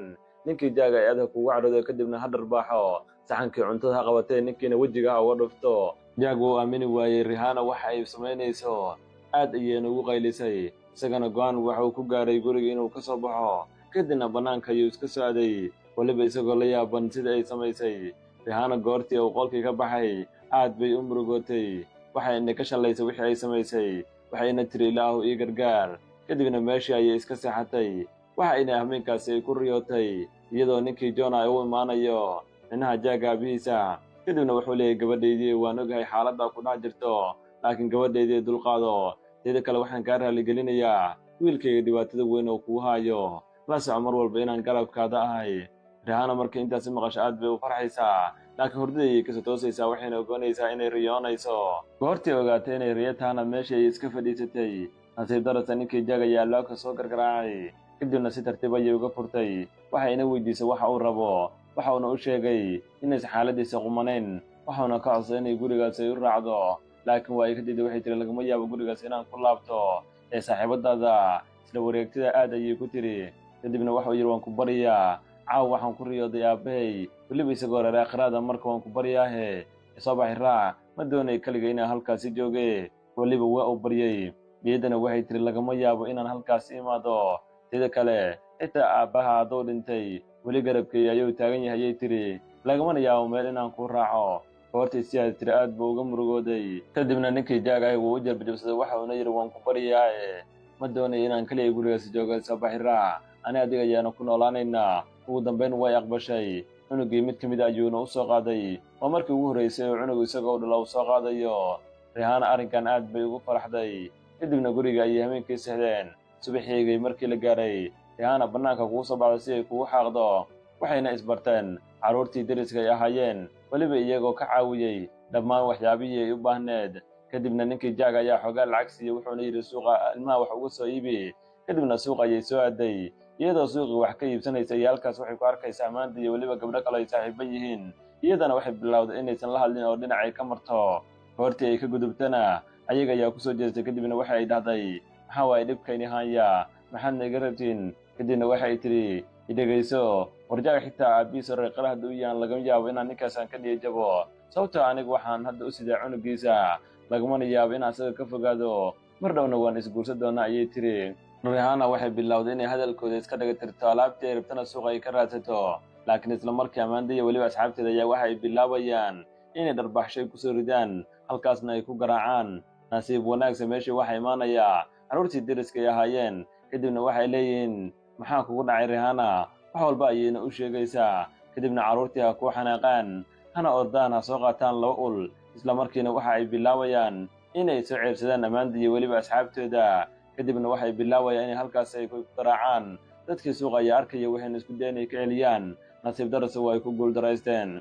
halkaas ayayna ku garaacayaan ammaanta meeshii ayayna ka ceerinayaan suuqa ayayna ord uga saarayaan. kadibna Rihanna aad bay uga mahad celinaysaa. sidaas oo kalena carruurtii waxay bilaabayaan inay caawiyaan oo Rihanna waxay suuqa ka rabtay u soo qaadaan. kadibna guriga ayay ku soo laabanaysaa. habeenkii markii la gaarna ninkii John ayaa imaanaya cunto ayayna u soo dhigaysaa. goortii ay u soo dhigtana waxay leedahay wax walba ma wanaagsan yihiin xaaladuna ma wacan tahay. kadibna waxa uu leeyahay waxaan ku weydiinayaa booskayga ilmihiisa maxaad ugu dirtaa ammaanta inay garaacaan.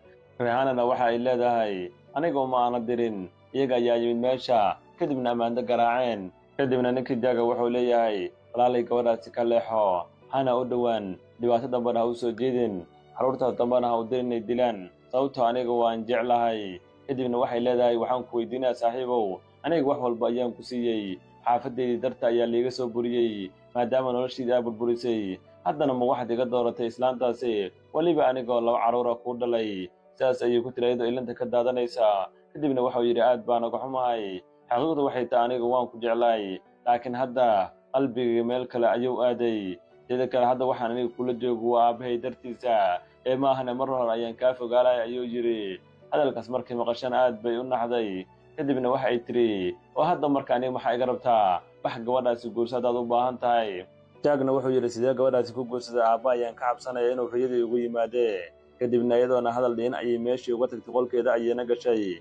kadibna sariirtii ayay dhinaca ka fadhiisatay iyadoo murugaysan waxa ay tiri aabbo waan ku baryaa iska daa labadooda ha isguursadaan anigana waxaan qaadanayaa qadarka. wixii intaasi ka dambeeyana Rihanna waxay bilowday inay shaqo raadsato maadaama lacagtan yarta uu Jaaga uu siinayay oo ku filnayn iyada iyo weliba carruurteeda. kadibna iskuul ayay shaqo ka heshay weliba shaqada nadaafadda. shaqadaas ayayna si joogta uga shaqaynaysay. 2 sano markii ay ka soo wareegateen carruurteeda ayay iskuul geysatay waxayna bilowday lacagta yarta oo ay ka soo shaqayda nadaafadda iyo weliba wixii ayada ay aruurisay inay uga bixisay iskuulka waxbarashada. sidaas oo kale lacagtii cuntadana waxaa bixinayay ninkii Jaaga. nolosha sidaas ayay ku waday. sidaas oo kale Amanda waa ay dhashay oo wiil yar ayay dhashay. maalin ayuu ninkii Jaaga wuxuu u yimaaday Rihanna waxauna yidhi anigii xaaskay waxaan u guuraynaa magaalo kale. Rihanna markay intaasi maqashay waxay ku tiri oo yaad annaga nooga tegaysaa. kadibna waxa uu yidhi adigii carruurtaada waxayna raadinayaa guri yar oo weliba aan isku dhoweyn halkaas ayaadna ku noolaanaysaa. Rihanna aad bay arrinkan uga murugootay. carruurteeda ayay iska soo ag fadhiisatay waxay isweydiinaysay qofka la daryeeli doona carruurtan maadaama hadda ninkii la daryeeli lahay uu ka tegay keligeedna waxay ku noqonayaan. laakiin go'aan waxay ku gaartay inay noqoto qof adaga. asbuuc kadibna guriga waxaa yimid ninkii Jaagahay weliba boorsadiisu wata wax yarka alaabta ayuuna guriga ka qaatay.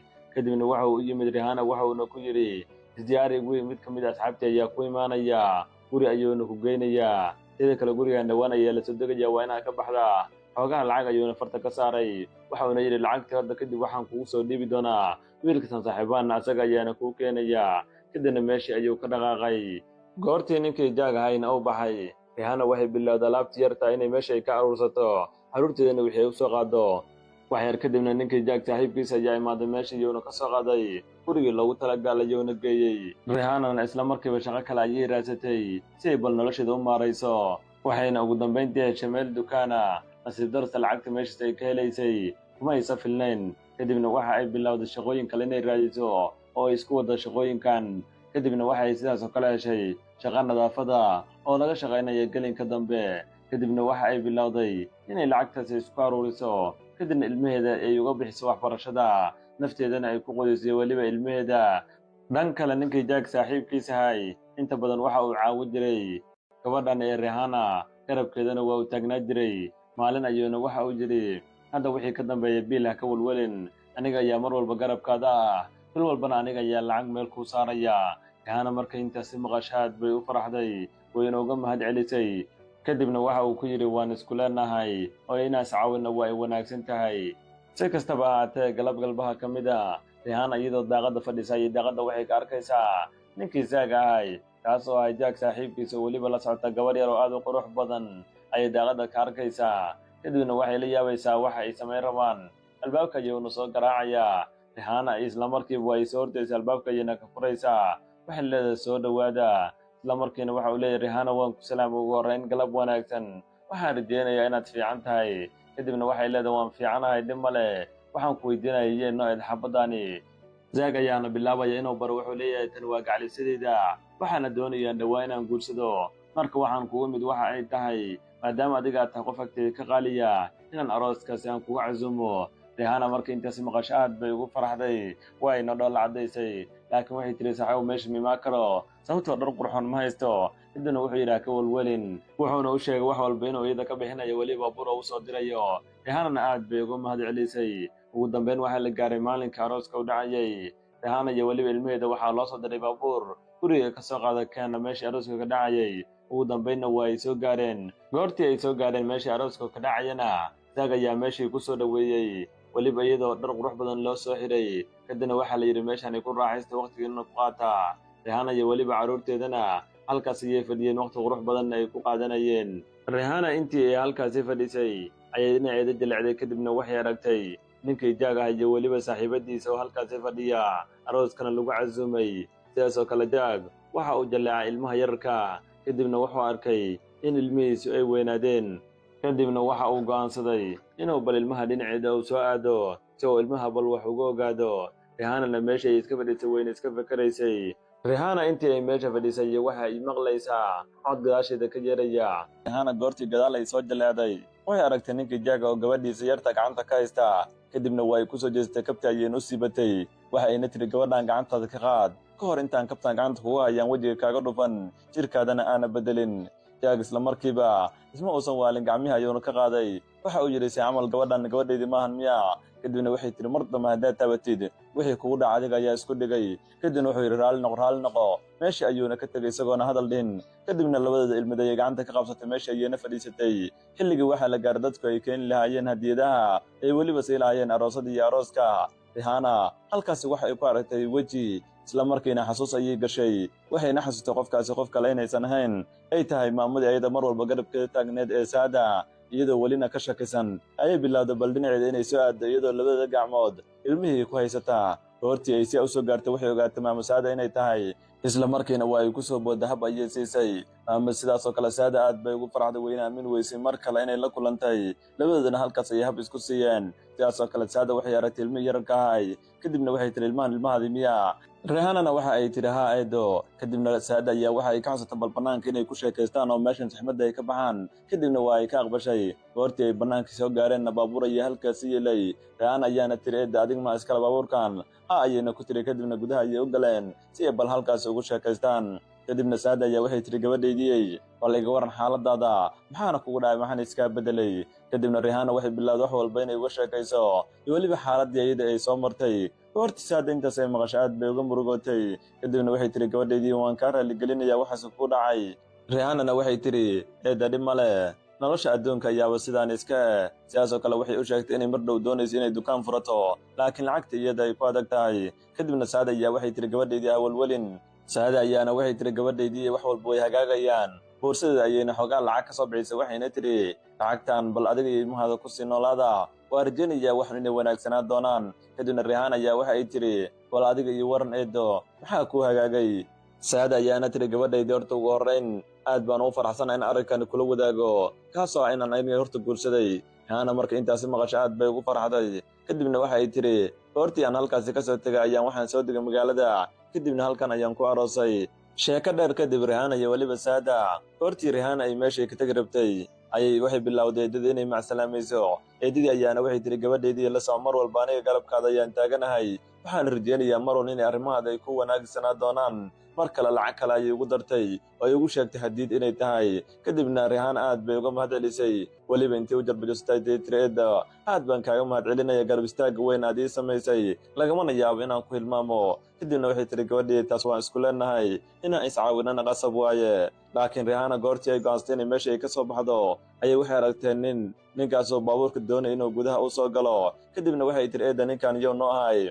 Isla markiina waxa ay tiri ninkani waa ninkayga ninkii aan kuu sheegayay. Rihanna aad bay u naxday waa ayna murugootay. Waxa ayna tiri ninkani ma taqaanaa. Saada ayaa tiri waa ninkayga laakiin Rihanna aad bay u sii oyday. kadibna saada ayaa waxay tiri gabadheeda si camal ninkan maadigu ma taqaanaa. kadibna rihaana waxay tiri haa waa aabbahayga. saada oo mar kale hadasha ayaana waxay tiri gabadheedan wax ma fahmin, ninkan waa ninkayga, siduu adiga ku noqda aabbahaaga. rihaana oo mar kale ooyintii indhaha ka daadanaysa ayaa waxay tiri ninkan waa aabbahayga saxda. laakiin odaygii oo hadla ayaa waxa uu yidhi maya gabadhaydiyey, aniga aabbaha maahi. goortii la yidhi rihaana aabbaha maahi waxay tiri maya macquul maahan, isaga iyo weliba hooyada ayaa sabab u ahay maanta noloshaani qaabdadaradan inaan ku noolaado. kadibna carruurteeda ayay gacanta ku dhigtay. laakiin odaygii ayaa hadlay gabadhaydii waxa uu yidhi xaqiiqada aan kuu sheego, waan ogahay inaad isku yara wareersan tahay, aniga aabbahaaga saxda maahi. markii guriga lagaa soo ceeriyey weliba hooyada ay guriga kaa soo saartay, aniga waxaan gadaal ka ogaaday inaan aniga aabbahaaga saxda ahayn. keliya arrinka intaas maahane ee xitaa hooyada waa furay kadib markaan ogaaday adiga xitaa gabadhayda inaan ahayn. markaas kadib ayaan magaaladan u soo wareegsaday waxaana guursaday saada ee marka gabadhaydii iga raalli noqo. saada xitaa markay hadalkaas iyo weliba sheekadaas ay maqashay xanuunka badan aad bay ulaga murugootay. rihaanana markay sheekadaasi xaqiiqsatay aad bay uga naxday, waxayna tiri haddana mar kale markaan hadda isdhahay noloshii waa ay kuu fiicnaatay ayay mid kale kugu furuntay. maamadii saada ayaana gabadhii qalbiga u dejisay, waxayna tiri gabadhaydiyey iska samir, wax walba way hagaagayaan, qisada kugu dhacdana aad baan uga xumahay iyo welishi nolosha xanuunka badan aad soo gashay. rihaana go'aan waxay ku gaartay inaysan meeshan sii joogin, weliba iyadoo ilmada ay ka daadanayso ayay meeshii ka tagtay. goortii ay guriga ku soo laabatana aad bay isaga murugootay, weliba xaqiiqada maanta ay la soo kulantay. waxayna bilowday shaqadeedii dib inay uga shaqaysato, carruurteedana ay wax u raadsato lacagtana uga bixiso. galab galbaha ka mid ah iyadoo guriga joogta ayaa guriga loo soo garaacay. kadibna waxa ay bilowday inay su'aal weydiisiyaa waay ayayna ku tiri, laakiin looma jawaabin. kadibna albaabkii ayay bilowday inay furto, laakiin halkaas Surprise waxay ku aragtay eedadeeda saada oo halkaas ugu timid. kadibna hab ayay siisay, waxayna tiri eed macaan alla maxaan kuu xiisay, wax badanna aan ku sugayana ay soo booqatid. kadibna waxay tiri gabadhaydii aniga macalaftiska waa kuu xiisay, ilmahaaga aaway. waxayna u sheegtay inay ilmihii weli iskuulka jiraan. kadibna waxay tiri subax gabadhaydiyey bannaanka ayaan aadaynaa, kadibna halkaas ayaan ku soo sheekaysanaynaa. rihaanana ma aysan diidin, kadibna waa ay soo baxday, waxayna bilowday labadooda inay bannaanka isku soo raacaan. rihaana iyo weliba sargaaladii asaada hortay bannaanka ku soo baxeen. rihaana waxaa deris la ahay laba gabdhood oo lugooyaal ah, weliba iyada aad u necbaay. goortii arkeen inay sargaaladani la socoto weliba saada oo ahayd qof meeshaasi caan ka ah ayay waxa ay bilaabeen inay salaamaan, weliba salaan si diirana. rihaana oo la yaabanayd si ay deriskeeda maanta u salaamayaan ayaan hadal ka soo qaadin, kadibna baabuurka iyo gudaha u galeen. saada oo baabuurka haynaysa ayaana baabuurka waxay soo hor istaajisay guri weyn oo isagoo dhan wada dhalo ka samaysan, weliba dukaamay ku dhex yaalliin. kadibna gudaha ayay u soo galeen. rihaana markii hore waxay u malaynaysay in halkani iyada wax looga iibinayo. kadibna isla markiiba saada ayaa gacanta waxay ka soo bixisay fure, kadibna waxa ay furtay dukaankii. goortii dukaanka loo soo galana dukaanku wuxuu ahay dukaan aad u weyn. kadibna waxay tiri gabadhaydii rihaanay dhegayso, maanta wixii ka dambeeyay dukaankan adiga ayaa iska leh. rihaana way aamini weysay, keliya intaasi looguma ekeene sidaasoo kale saada waxay boorsada ka soo bixisay mobil weyn oo shaashada. kadibna waxay tiri xitaa kan adiga ay iska leh. rihaana oo kii hore la yaaban ayaa isla markiiba dhulka ku dhacday. goortii ay dhulka ku dhacdana waxaa ku soo kala orday shaqaalihii, isla markiina waa ay qabteen, waxayna bilaabeen kursi inay ku fadhiisiyaan si ay bal xaaladeed u soo dejiyaan. isla markiina biyo ayaa loo keenay, waa ayna cabtay. saada oo la hadashay rihaana ayaana waxay tiri gabadhaydiyey waan ogahay alaabtan iyo waxaan ayaa la yaabtay, laakiin hawalwelin garabkaada aniga ayaa taagan. rihaana oo markaan ilnimada ka daadanaysa ayaana aad ugu mahad celisay, waxayna tiri aad baan idda kaaga mahad celinayaa garab istaagga weyn iyo weliba caawintaadii caawisay. sababta ah qof maanta caawid noocaan aan ka helay xitaa ma aysan jirin, hab ayayna siisay. waxayna tiri aad baad u mahadsan tahay. saada ayaana waxay tiri maya gabadhaydiyey waan isku leenahay, mar walbana waxaan jeclahay garabkaada inaan ahaado. waxayna tiri sidaasoo kale waxaan kugu darayaa hadiyad kaloo qaasa, weliba aan beri ku sii doono. haddana waxaan doonayaa xeraday dib inaan ugu laabto si aan arrimo yar u soo fushto. laakiin rihaana ayaa waxa ay tiri maya lagama yaabo, sababto ah inaad iga tagtid adoo bilooyin badan iga maqnaay taasi macquul maahan. ugu horrayn horta waa inaad carruurteeda la soo kulantaa, caawan aniga aad ila joogtaa, sababtoo ma aqaana si aan kugu mahad celiyo iyo weliba garab istaagga weyn aad ii samaysay. saada ayaana waxay tiri maya gabadhaydiyey waan kaa qabaa mahad celintaada, laakiin hawalwelin berri ayaan ku imaanayaa, halkaas ayaana ku wada sheekaysanaynaa, carruurtaadana ku arkayaa. laakiin Rihanna waa ay ka diiday waxayna tiri eedda waa in ay la joogtaa subaxii Alisey ayaana baxaysaa shaqadeedana aadaysaa ugu dambeyntii eedadii way aqbashay sababtoo xal kaloo haysata ma aysan lahayn kadibna labadoodu waa ay soo baxeen iskuulka ayay hore u soo mareen ilmihii ayayna meeshii ka soo kaxeeyeen guriga ayayna dib ugu soo laabteen Rihanna habeenkii waxa ay bilowday in halkaasi ay ku diyaariso cunto aad u macaan maadaama ay la joogto Saada goortii cuntadii ay karisana way u soo dhigtay habeenkiina halkaas ay ku sheekaysteen waqti qurux badanna ku qaateen subaxigii markii la gaarana Saada waxay ka soo tagtay gurigii weliba iyada soo macsalaamaysay safarkeeda ayayna toos u soo aaday dhan kale Rihanna iyadoo aad u faraxsan ayay carruurteedu waxay u soo kaxaysay dukaankii loo furay weliba dukaankii quruxda badnaay goortii halkaasi keentana waxay bilowday ilmaheed inay uga sheekayso sida iyadaana dukaanka lagu siiyey weliba iyadoo halkaas ugu ducaynaysay maadam Saada iyo weliba garab istaagga weyn ay u samaysay iyo xilliga u baahneed ayada ay ka soo gaartay kadibna aad bay ugu farxday nolosheeda ayayna gashay saacado kadibna waxaa yimid baabuur alaab waday Rihanna goortay bannaan ku soo baxdana mid ka mid ah dadkii alaabta wada ayaa waxa uu yidhi ugu horrayn waan ku salaamay Rihanna alaab ayaa liigu kaa soo dhiibay waxaana doonayaa inaan kugu wareejiyo Rihanna oo sugile alaabtu waxa ay tahay ayaa waxa ay tiri oo kaygu soo wareeji goortii alaabtii loo soo dejiyey dukaankeedana loogu dhex shubay ayay nimankii meeshii ka tageen Rihanna goortay baxeen ayayna waxay bilowday inay furto mid ka mid a kartoomadii weliba afka ay ka qaado goortay kartoonka sidaas u furtana way aamini weysay oo waxa uga soo baxay harqaan weliba harqaankaasoo marun ay rajaynaysay inay hesho Rihanna ilintii ayay cisho weysay waxayna u mahad celisay Ilaah subxaanahu wa tacaala sidaasoo kale waxay u mahad celisay Saada oo ahayd weliba qofkii garabkeeda taagnaay teeda kale aan waxaan kaga sheegno Rihanna waxay aad ugu fiican tahay tulmitaanka dharka weliba dharka dumarka dukaankiina isla markii way camiratay sidaasoo kale Saada waxay bilowday asxaabteeda inay u sheegto in haddii ay rabaan dhar inay tushaan halkaasi ay ka soo tashaan weliba iyadoo dukaanka usoo tilmaamaysay bilooyin kadibna Rihanna waxay balaarisay dukaankeedii oo ilaa xitaa waxay bilowday inay shaqaalaysay shaqaalooyin badan laba dukaan waaweyn ayayna furatay 2 sano markay ka soo wareegatana Rihanna waxa ay noqotay qof taajirada guri ayayna gadatay baabuurna ka reebin carruurteedana waxa ay ku noolaadeen nolol aad u qurux badan Rihanna waxay hore u sii waday balaarinta ganacsigeeda qalab galbaha ka mid ah carruurteeda ayay iskuul ka soo qaaday kadibna suuq ayay hore u soo martay si adeeg uga soo gadato laakiin gabadhii ugu horreysay u timid si ay qudaar uga gadato ayay wejigeeda fiirisay weliba hoos ayay fiirinaysay goortay wejigeeda si fiican u eegtana waxay ogaatay gabadhaani inay tahay gabadhii ammaanda ahayd weliba saaxiibkeed ka raacay iyadana meeshii ay ka soo tagtay galabtii xigay dukaankii meeshii uu ku yeelay Rihanna ayaa waxaa lagu dilay nin isla markiina meeshaasi dhan waa la xiray dukaankaasna maalmihii xigay ma uusan furnayn 5 maalin kadib Rihanna waxay go'aansatay bal dukaankeeda inay soo aado goortii halkaasi soo gaartana waxay aragtay rag booliis oo meesha taagan Rihanna waxay bilowday inay salaanto waxayna tiri galab wanaagsan kadibna waa ay ka qaadeen Rihanna mid ka mid ayay wejigiisa jaleecday kadibna waxay ogaatay ninkaasi inuu yahay ninkii lagu magacaabayay Jack ee weliba iyada nolosheeda burburiyey kadibna iyadoo dhoolla cadaynaysa ay waxay bilowday inay meeshii ka soo tagto balse ay ninkan u tusto nolosha quruxda badan ay ku nooshahay iyo weliba waxa ay tahay Jack ilaa intaasi waa u eegayay wuuna la yaabanay sidii Rihanna isku bedeshay Rihanna waa ay soo dhaqaaqday waxayna bilowday dukaankeeda inay furto Jack wuu aamini waayey weliba noloshan quruxda badan ay Rihanna ku nooshahay Rihanna arrinka intaasi kaliya uma aysan ekeen haddana dukaankii iska soo xirtay kadibna baabuurkeeda ayay dib ugu soo laabatay weliba iyadoo dhoolla cadaynaysa kadibna baabuurka ayay dhaqaajisay toos ayayna meeshii uga tagtay Jack wuxuu dhahay sidee macquul ku tahay xitaa hadal ayaa afkiisa ka soo bixi waayey Rihanna meeshii ayay ka soo tagtay maalinkii xigay Rihanna waxay dib ugu soo laabatay shaqadeeda mid ka mid ah shaqaale ayaana waxa uu yiri nin ayaa ku taagan banaanka Rihanna banaanka goortii ay sidaas ugu soo baxday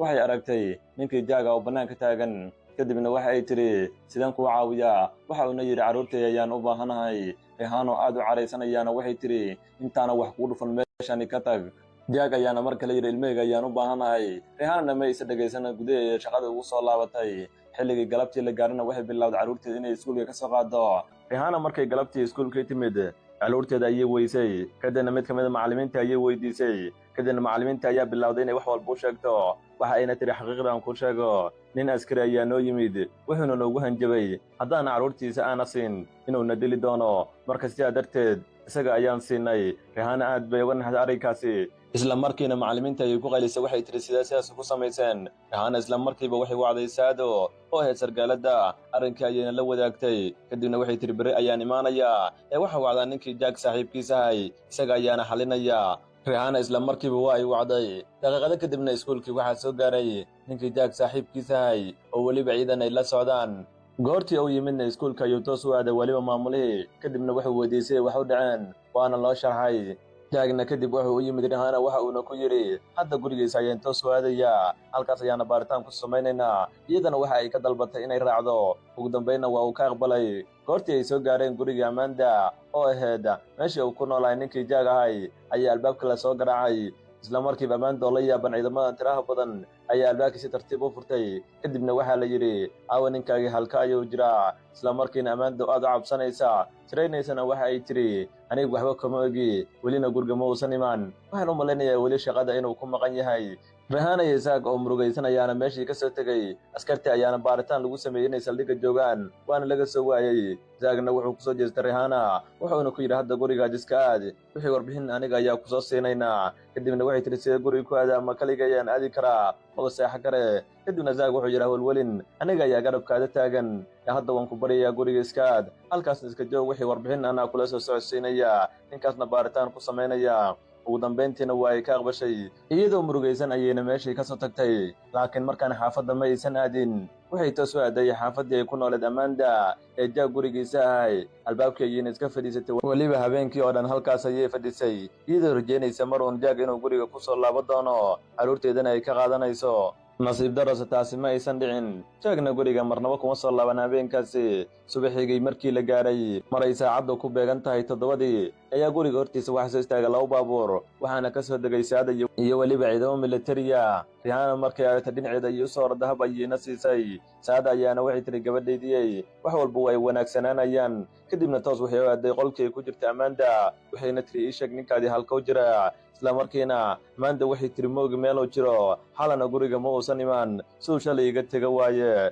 kadibna saada ayaa waxay tiri dhegayso weliba iyadoo dholla caddaynaysa haddii aadna ii sheegin xaqiiqda la soco xabsiga ayaan ku dhigayaa weliba meeshan aan jooga ayaan ku geynayaa halkaas ayaadna wakhtigaada inta kaaga dhiman ku qaadanaysaa haddaadna booliska waxna u sheegin kadibna ammaanda aad bay u murugootay kadibna waxay bilowday inay wax u sheegto waxa ayna tiri waxaa laga yaabaa gurigiisa kale inuu aaday weliba iyadoo jaraynaysa kadibna waxaa layidhi soo baxo gurigaasina geey ammaandana isla markiiba way aqbashay baabuurkii ayaana toos loo soo kaxeeyey rihaana oo markaan rajaynaysa inay ku guulaysato ugu dambayn guriga ayay soo gaareen waxayna maqleen gabadh yar oo qolka ka dhex ooynaysa isla markiina rihaana waxay tiri waa gabadhaydii albaabka ayayna ku soo roda waa una xirnaay laakiin mid ka mida militariga ayaa albaabkii jebiyey gudahana u soo galay goortii gurigiisaan loo soo galana waxaa halkaasi lagu arkay gabadhii yarta aheed ay dhashay rihaana isla markiiba gabadheeda ayay ku orday weliba halkaasi hab ku siisay shumisna eber uga dhigtay sababtoo gabadheeda way u xistay sidaas oo kale saada ayaa bilowday qolkii baaritaan ay ku samayso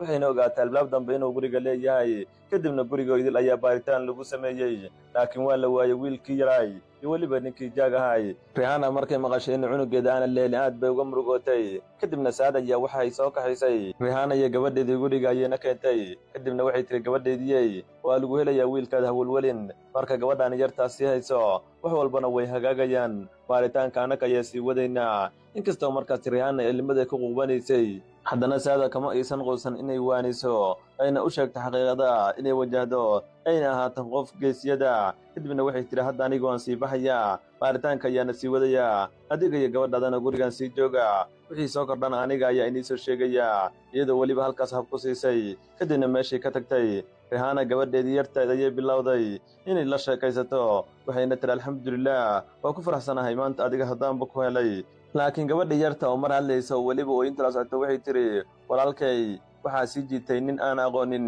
meeshii ayuuna ka wata aad bauna u ooynayay goortay rihaana intaasi maqasha aad bay u naxda weyna ka murugootay hameenkiina xitaa hurdo kama ay soo dhicin sariirta ayayna isaga dul fakaraysay illimadana uga daadanaysay iyadoo mar uun sugila in subaxa laga gaarayo goortii la gaaray subaxiigay rihaana isla markii baabuurka ayay daftiri xaafaddii ayayna ka soo tagtay waxayna soo aaday police stationku meesha uu ku yaalla ama saldhigga ugu sokeeya si ay bal wax uga soo gaato intay waddadii ku socotay ayay baabuur booliis aragtay isla markiina gacanta ayay u taagtay wuxuuna noqday ninkii jack saaxiibkiis ahay kadibna waxa ay tiri ay ii waran wax warbixin ma soo heshay waxaan rajeynaya wax farxina ii sheegi kartid kadibna wuxuu yidhi maya ninkii xaafaddiisa waa tegey weliba xaafad kaloo laygu tilmaamayaan tegey nasiib darase waan ku guuldaraysta asagiina halkaasi kama aana soo helin sidaas ayuu ninkii yidhi ahaana marka intaasi maqasha aad bay uga naxda hadalkani kadibna mar kale ayuu waxa uu ku yidhi ninkas hadduu nolyahay aniga ayaa gacanta ku soo dhigaya adigana isdeji haddana gurigaada dib ugu laabo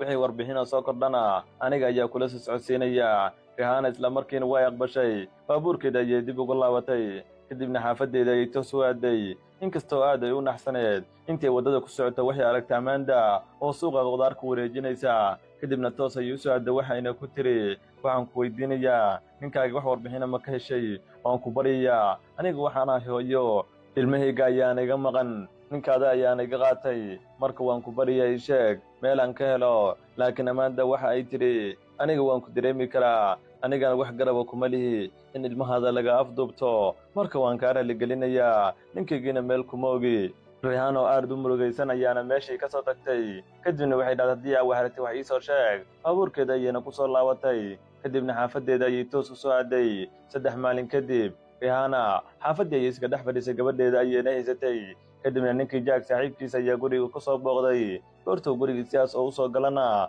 wuxuu arkay rihaana oo isbeddeshay weliba laga naxayo duruufta iyo danyarida ka muuqata kadibna wuxuu yidhi maxaa kugu dhacay maxaana sidaan isugu beddeshay isla markiina rihaana ayaa waxa ay tiri weliba iyadoo codkeeda tawardari laga dareemayo oo maxaad iga filaysay inaan ahaado gabar qurxoona maadaama wiilkaygu maqan yahay kadibna ninkii jack saaxiibkiisa wuxuu yidhi maya laakiin sidaan inaad isku dhigti maahan sababtoosaan haddaa kusii socotid noloshaada ayaa burburinaysaa gabadhaada una sidaas oo kale wiilkaada ka welwelin waad heli doontaa mar uun rihaanana waxay tiri okay dhib male waa uuna ka soo tegey subax xigay markii la gaaran rihaana waxay go'ansatay inay booqato xaafaddii ay ku noolaayeen jack iyo weliba walaaladii iyo hooyadiis hortii xaafaddii ay soo gaartana waxaa loo sheegay inay iyaga halkan ka guureen xaafad kalena ay u guureen horta intaas rihaana maqashana gurigay isaga soo laabatay iyadoo weliba rajabeel dareemaysa 6 bilood markay ka soo wareegatay oo rihaana ilaa hadda ay raadinayso wax ku saabsan cunugeedii ma aysan helin sidaas oo kale booliskiina wax warbixina kuma ay soo celin iyadana waxay go'aastay inay iska dhigto qof adag shaqadeedii ayayna dib ugu laabatay maalin maalmaha ka mid a iyadoo shaqada joogta ayaa waxaa soo wacay qof ka mid a booliska weliba ahayd haweeney kadibna waxa ay tiri waan ku salaamay rihaana waxaan rabay inaan kuu sheego in saada sil hadda ay gashay isbitaalkana ay taallo teeda kale ayada ayaa naga codsatay in arrinkaasi kuu sheegno rihaana markay intaasi maqasho aad bay uga naxday waxayna tiri hadda ayaa amaanaya adreska ma iisoo diri kartiin isla markiina fariin ahaan ayaa loogu soo diray rihaana oo aad u degdegsan ayaa shaqadii ka soo tagtay cunugteeda ayay iskuul ka soo martay baabuurka ayana toos u soo kaxaysatay si ay bal u soo booqato kadibna baabuurkii ayaa jaam ka galay wayna ka degtay kadibna bas kale ayay iska soo raacday ugu dambayn waxay soo gaartay isbitaalka ay saada ku jirtay goortay isbitaalka timidna waxaa loo sheegay inay gabadhii kooma ay ku jirto arrinkaas rihaana aad bay uga naxday 2 asbuuc kadibna koomadii waa ay ka soo baxday waa ayna soo yaro fiicnaatay kadibna isbitaalka ayaa laga soo kaxeeyey xaafaddii ayaana la keenay kadibna labadoodu waxay bilaabeen inay sheekaystaan rihaana hortii arrinkeedii ka soo dhammaysta waxay go'aansatay inay meeshii ay ka soo tagto baskeeda ayayna iska soo qabsatay nasiib darase intay waddadii ay ku sii jireen ayaa baabuurkii waddadii uu ku dhex laabay kadibna waxaa lagu amray qof walba inuu kasoo tego si baabuurka loo cilad bixiyo iyagiina waa ay ka soo degeen rihaana iyo gabadheediina waddada ayay dhinac ka istaageen iyadoo waddada iska dhex taaganayay dhinac waxay ku aragtaa haweenay wareejinaysa liban belbel iyo weliba cambe kadibna way u yeertay goortii ay timidna waxay tiri waan ku salaamay marwo waxaan rajaynayaa fiican tahay maxaan kaa iibiyey cambe fiican ayaan ahayaa kadibna waxa ay tiri maxaa kugu dhacay maam imaadna aqoonsan miya aniga rihaana ayaan ahay kadibna goortay hadalkaasi aragtay haweenaydii kalena way aqoonsatay haweenadan qof kale ma aysan ayna waxay jack hooyadiisa goortay aragtana way aamin weysay waxa ayna bilaabeen inay halkaasi ay ku sheekaystaan kadibna waxa ay tiri gabadhaydiyey aad baan uga xumahay wixii horta aan kugu sameeyey marka waan ku baryaa iska cafi sababtoo si xun ayaan gabadhayda kula dhaqmay kadibna rihaana waxa ay tiri maya dhib male maamo waxaasna hadda aniga weli kuma haysto meeshaanna waa meel babliga dadka hortoodana codkaas isku maqashin kadibna maamadii way isdejisay. Rihanna oo hadasha ayaana waxay tidhi, bil ka hor ayaan xaafaddiinna soo aaday, laakiin waxaa la ii sheegay inaad xaafaddaasi ka guurteen, marka maxaa kugu dhacay?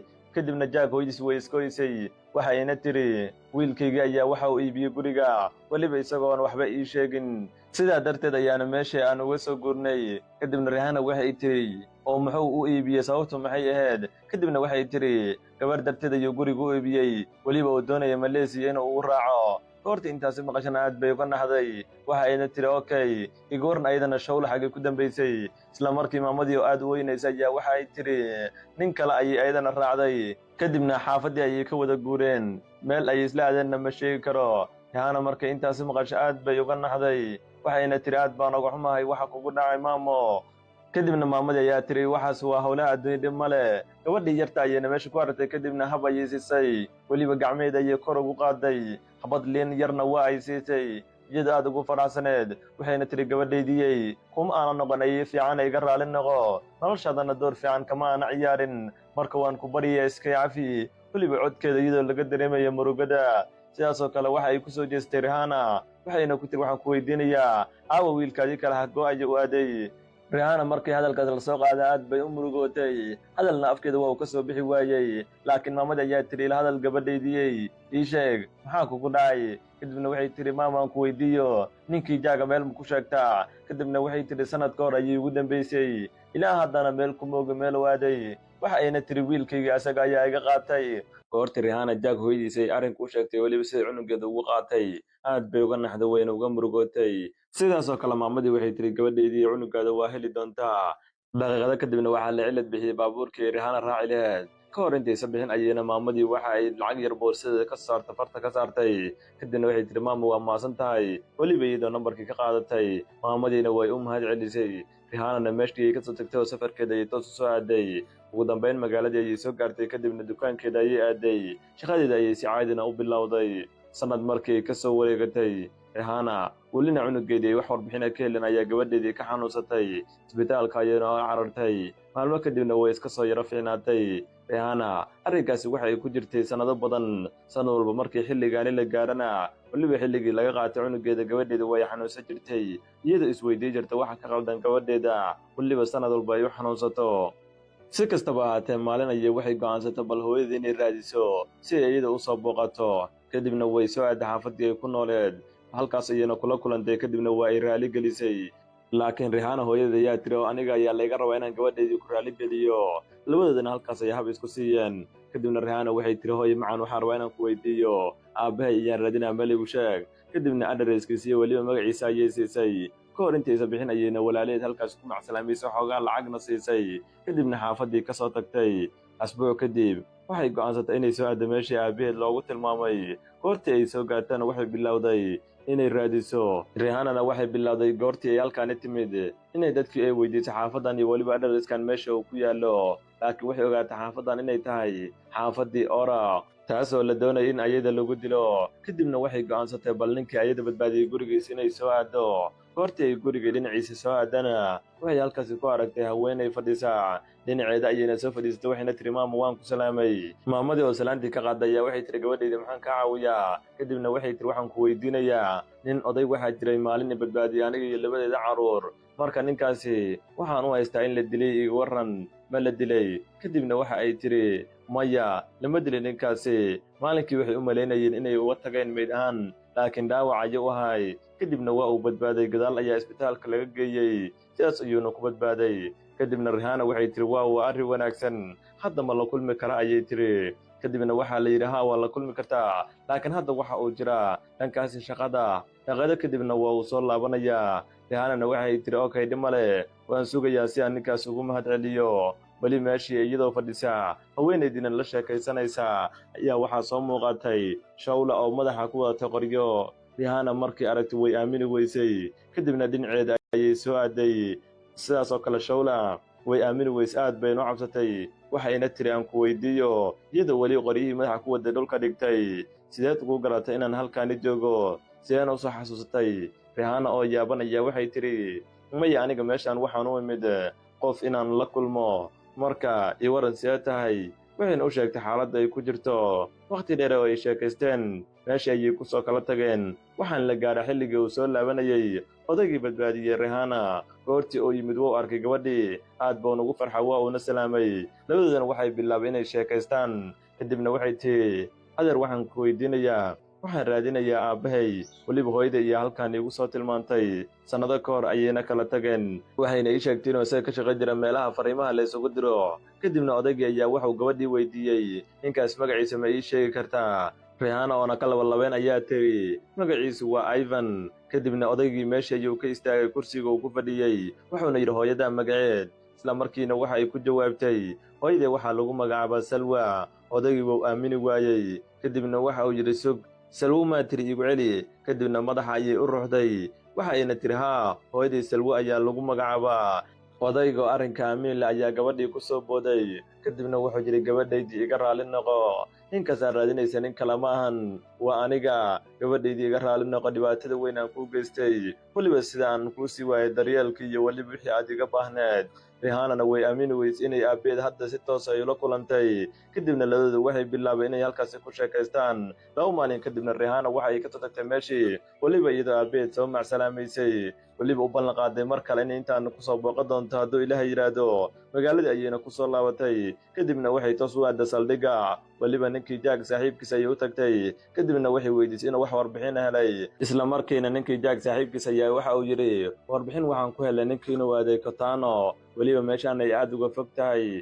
Rihanna intii markaasi maqasho aad bay uga naxday waxayna tiri hadda wixii ka dambeeyay cunugayga meeli doono miya laakiin Jack ayaa waxa uu yidhi hawlwelin weliba isagoo garabka ka taabtoo yidhi waan ku rajaynayaa maruna cunugaada inaad heli doontid Rihanna oo murugaysan ayaana meeshii ka soo tagtay asbuuc kadib Rihanna iyadoo meesha shaqo joogta ayaa waxaa soo gaaray wicitaan weliba wicitaankaas waa wicitaan naxdin badan Rihanna waxay maqashay Saada inay dhimatay weliba ay u dhimatay dhaawicii soo gaaray sannado ka hor shilkii ay gashay Rihanna markii intaasi maqasho way aamini weysay ilinta ayaana markaani toos ugu qubatay sababtay ugu wacneed waxa ay ahayd maadaama hadda cunugeedii ay weysay haddana qof kale oo muhiim ayaa nolosheeda ka soo baxay weliba mar walba garab taagneed dadku markay naceen iyada ayaa mar walba garab ka taagneed maantana adduunka ayay ku cidlaysay Rihanna waxay tiri macquul maahan waxay iga tagtay xitaa iyadoona hal eray ay dhihin Rihanna ilintii ayaa ka qubatay kadibna waxay soo aaday meeshii lagu aasayey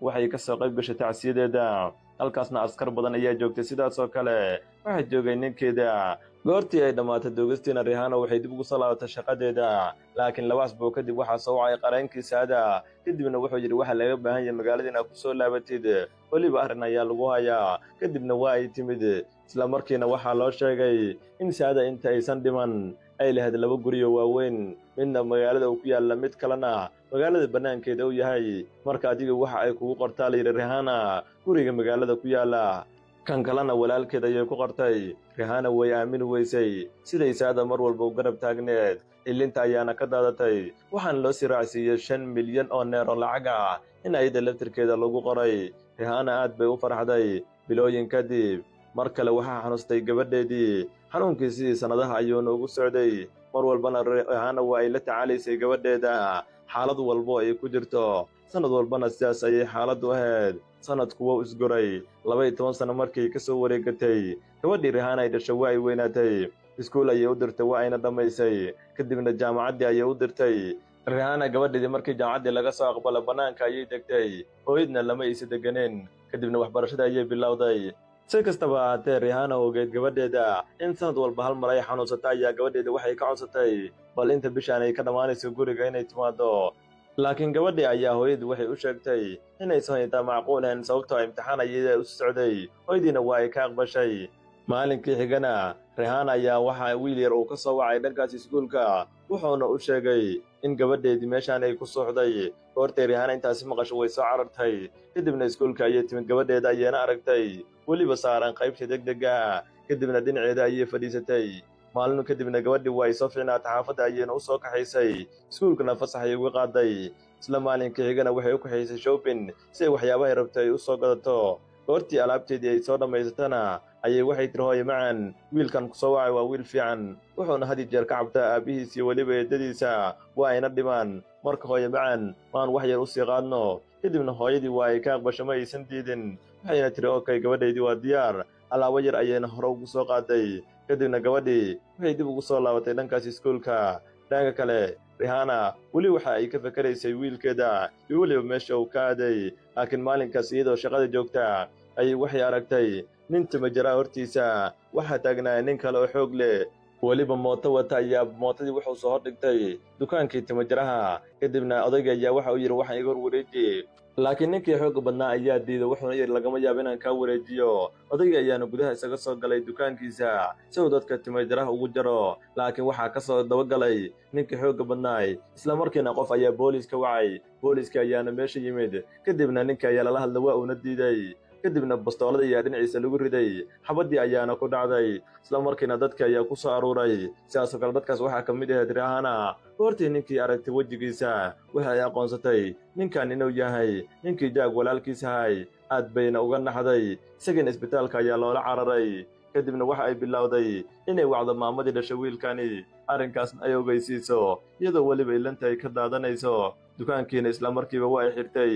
goortii ay maamadii wacdana arrinka u sheegtay, xoogaa lacag ayay u dirtay si ay u soo safarto. maamadiina isla markii baabuur ayay soo qaadato waa ayna soo safartay.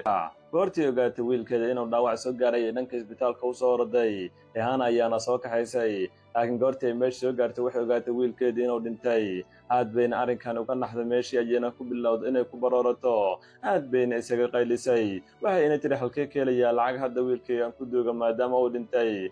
maamadii weli oohintiisii wadana waxa ay tidhi lacagtii yarta ee aan wato waxaan uga soo tegay xaafadda, hadda yaa aniga ii maqan si aan wiilkaygaan u duugo. laakiin Rihanna ayaa isla markiiba garabkeeda soo istaagtay, waxayna tidhi maama ha walwelin, aniga ayaa garabkaada taagan, wax walbana aniga ayaa kaa bixinaya, marka waan ku baryaa isdeji. Rihanna maamadii meeshii ayay ka soo waday, waxayna tidhi xitaa aniga ayaa ambalaasta wacay si meydka meesha looga soo qaado. meeshii ayayna ka soo kaxaysay. kadibna maamadii waxay tiri waxaan oo dhan waxa u sababa maanta inay igu dhacaan waa gabadhaydii dhibaatadan ku geystay, marka waan ku baryaa iska kay cafi. Rihanna oo maamadii isku duubta ayaa waxa ay tiri maya maama, mar hore ayaan ku cafiyey, waxna kuuma qabo. maamadiina way u mahad celisay. isla markiina meydkii ayaa meeshii laga soo qaaday. sidaas oo kale meydkiisa markii la duugayo waxaa ka soo qayb gashay xitaa walaashiisa. maamadana halkaas ayay isaga barooranaysay, waxayna ka qoomeynaysay wixii ay gabadhaasi maskiinta ku samaysay maanta inay iyada caqabad ahaan u haystaan. goortii ay soo dhammaaday duugitaanka, Rihanna waxay dib ugu soo laabatay xaafadda. goortii ay gurigii timidna gabadheeda ayaa soo wacda, waxayna u sheegtay hooyo macan waxaa jira wiilaan saaxiibanahay, isagana lacagtii iskuulka ma uusa bixin, wuxuuna ka cabanayaa waalidiintiisa. marka hooyo macan arrinkaas ma ka xali kartaa oo lacagta iskuulka ma ka bixi kartaa? sidaasoo kale wuxuu ii sheegay in xitaa guriga laga soo celiyey. maamadii ayaana waxa ay tidhi okay gabadhaydii dhib ma leh, lacag aniga ayaa kuu soo tuuraya, tiina iskuulka ka bixi, sidaasoo kalena guriga u raadi si uu isaga u sii dego. kadibna waa ay ka aqbashay. saacado kadib Rihanna gabadheedii ayaa mar kale hooyadii soo wacday, waxayna u sheegtay inay barnaamijka wiilka u dhammayso, haddana uu doonayo inuu isaga u mahad celiyo hooyadeeda. hooyadiina waxa ay tidhi okay dhib male waan la hadlayaa ii dhiib.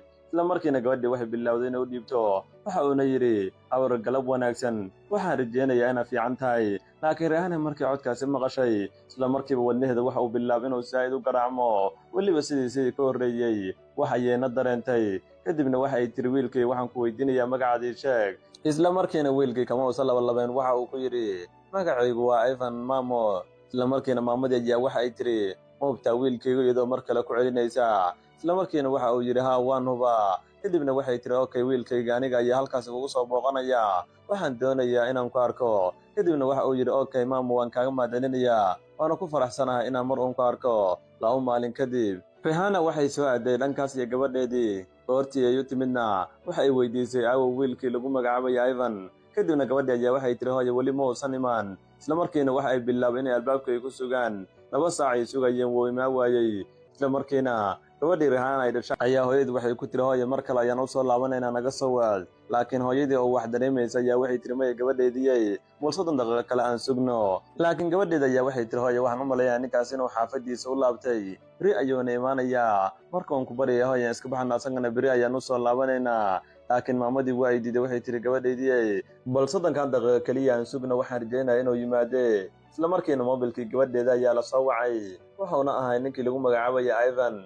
isla markiina moobilkii way qabatay, waxayna ku tiri Ivanow maxaa kugu dhacay, waan ku sugaynaa aniga iyo hooyo. walaalow haddaadna soo socono xaafaddii aadda runta noo sheeg. si aan annaga isaga soo tagna berrina aan kugu soo laabanno. laakiin isla markiiba waxa uu yidhi maya waa yimidba. daqiiqado kadibna waxaa yimid ninkii Ivan ahay. Rihanna markay wiilkaani aragtay wadnaheedna saa'id ayuu usii garaacmay, kadibna wejigiisa ayay si fiican u fiirisay. waxayna ogaatay wejigani inuu wejigeedu ku cusbayn. isla markii wiilkii uu soo gaarana waa uu salaamay, laakiin iyada ilmada ayaa ka daadanaysay. waxay tidhi wiilkan waa wiilkaygii Michael. Ivan oo la yaaban siday maamada isku beddeshay ayaa waxau yidhi maama iga raalli noqo, magacaygu ma ahan Michael, magacaygu waa Ivan. sidaasoo kale gabadhii Rihanna ay dhashay ayaa waxay tihi hooyo macaan, waan ogahay wiilkaagii inaad aad ugu xiistay, weliba anigana waan u xiisay. marka wiilkan wiilkaadii ma ahane, waan ku baryaa hooyo macaan isdeji. waxayna tiri maya gabadhaydiyey, wiilkan hortaada taagan waa walaalkaadii saxda ahay, weliba aan weynay sannado badan ka hor. wiilkanna waa walaalkaaga. markay aamin waan ku baryayaa gabadhaydiyey, waxaan kuu sheegayana waa sax, sannado badan ayaana sugaynay. sidaasoo kale ninkii Ivan ahay oona meesha la yaaban oo qoslaya waxa uu yidhi maama aniga ma aana fahmin waxaad ka hadlaysid, magaciiguna Michael maahane waa Ivan, waxaan u malaynayaa inaad ku wareertay. laakiinse mar kale Rihanna waxay weydiisay aabbaha muxuu qabtaa ayuu wiilkii ku tiri. kadibna waxa uu yidhi aabbahay waxa uu ka shaqeeyaa iskuul, weliba waardiye ayuu ka yahay. kadibna waxay tiri wiilkaygu halkaas miya qaadi kartaa si aan aabbaha u soo arko? wuuna ka aqbalay. galabtii oo kale markii la gaaro ayayna soo baxeen. safar dheer ayay soo galeen. maray saacaddii ku beegan tahay 12:10 ayay iskuulkii soo gaareen. nasiib darrasa xilligaas iskuulku waa uu xidhnaay. kadibna waxay tidhi okay dhimale berri ayaan soo laabanaynaa. laakiin isla markiiba Ivan ayaa wuxuu yidhi kawaran gurigeenna haddaa inii qaado. isla markiina way aqbashay baabuurka iyana gudaha u soo gashay. laakiin maray meel dhex maraysa iyadana go'aan kala gaartay. waxayna tiri maya wiilkaygiiyo hadda ma baxayno, berri ayaana halkaas aadaynaa. kadibna waxa uu yidhi okay dhimale, haddii maskaxdeeda aa beddeshay taas aniga dhib iguma hayso. kadibna wuxuu yidhi hadda waan sii daahayaa, xaafadda ayaanu ku laabanayaa. kadibna waxay tiri maya wiilkaygu sideed u aragtaa haddii annaka caawa aad nala joogtid, maadaama hadda xilliga uu sii dheeraaday. kadibna waxa uu ku yidhi maya guriga ayaan doonaya in aado. laakiin waa ay ku qasabtay. waxayna tiri maya wiilkaygu waan ku baryayaa caawa annaka nala joog, wax walbaad u baahan tahana waa lagu siinaa. ugu dambaynna wuu aqbalay. kadibna baabuurkii ayay gudaha u soo galeen. meeshii ayayna ka soo dhaqaajiyeen. inkastoo habeenkaas roob xooggan uu da'ayay, goortii ay gurigii soo gaareenna Rihanna iyo weliba wiilka iyo gabadheedu waxay bilaabeen inay halkaasi ay ku sheekaystaan, si wada jirna ay halkaasi xitaa filan ugu daawadaan. inkastoo Rihanna gabadheeda ay arrinkaani la yaabaneed iyo weliba sida hooye u dhaqmayso, haddana way iska aqbashay. habeenkiina halkaas ayay ku sheekaysteen, waqti dheerna ku qaateen, si wada jirna ugu sheekaysteen. weliba waayihii hore iyaga ay soo mareen. habeenkaasi waxay ahayd habeen ku weyn Rihanna oo mar uun ay ku riyoonaysay inay hesho, haddana aysan xaqiijin karin wiilkan inuu wiilkeeda yahay. sidaasoo kale wiilka Ivan ma uusan fahamsanin waxyaabahan loo sheegayo. laakiin Rihanna oo mar kale wiilkii su'aal weydiisay waxay tiri wiilkayu bal qoyskaada wax iga sheegay famligaada. kadibna wuxuu yidhi aniga hooyaday waxaa lii sheegay inay dhimatay, eedaday ayaan la noolahay, mar walbana si xun ila dhaqantaa, aabbahayna waa uu ka sii liitaa. laakiin Rihanna oo markaani xaqiiqsatay ayaa waxay tidhi yaamin wiilkaygiyo hooyada ayaan ahay. kadibna wuxuu yidhi macquul ma ahan. gabadhii sidaas oo kale meesha fadhisay ayaa waxay tiri maya. waxayna tiri okay hooye macaan see ku xaqiijinaysaa wiilka inuu wiilkaada yahay? maamadii oo xasuud gashay ayaana waxay tiri okay dhabarkiisa waxaad ka fiirisaa calaamada, weliba xilligii uu yaraay ayaa calaamadan waxaa soo gaarsiiyey mid ka mid asxaabtiisa. kadibna isbitaalka ayaan ula cararay anoo xitaa lacag haynin. kadibna waa lii soo daaweeyey, dhakhtar ayaana si firi igu soo daaweeyey.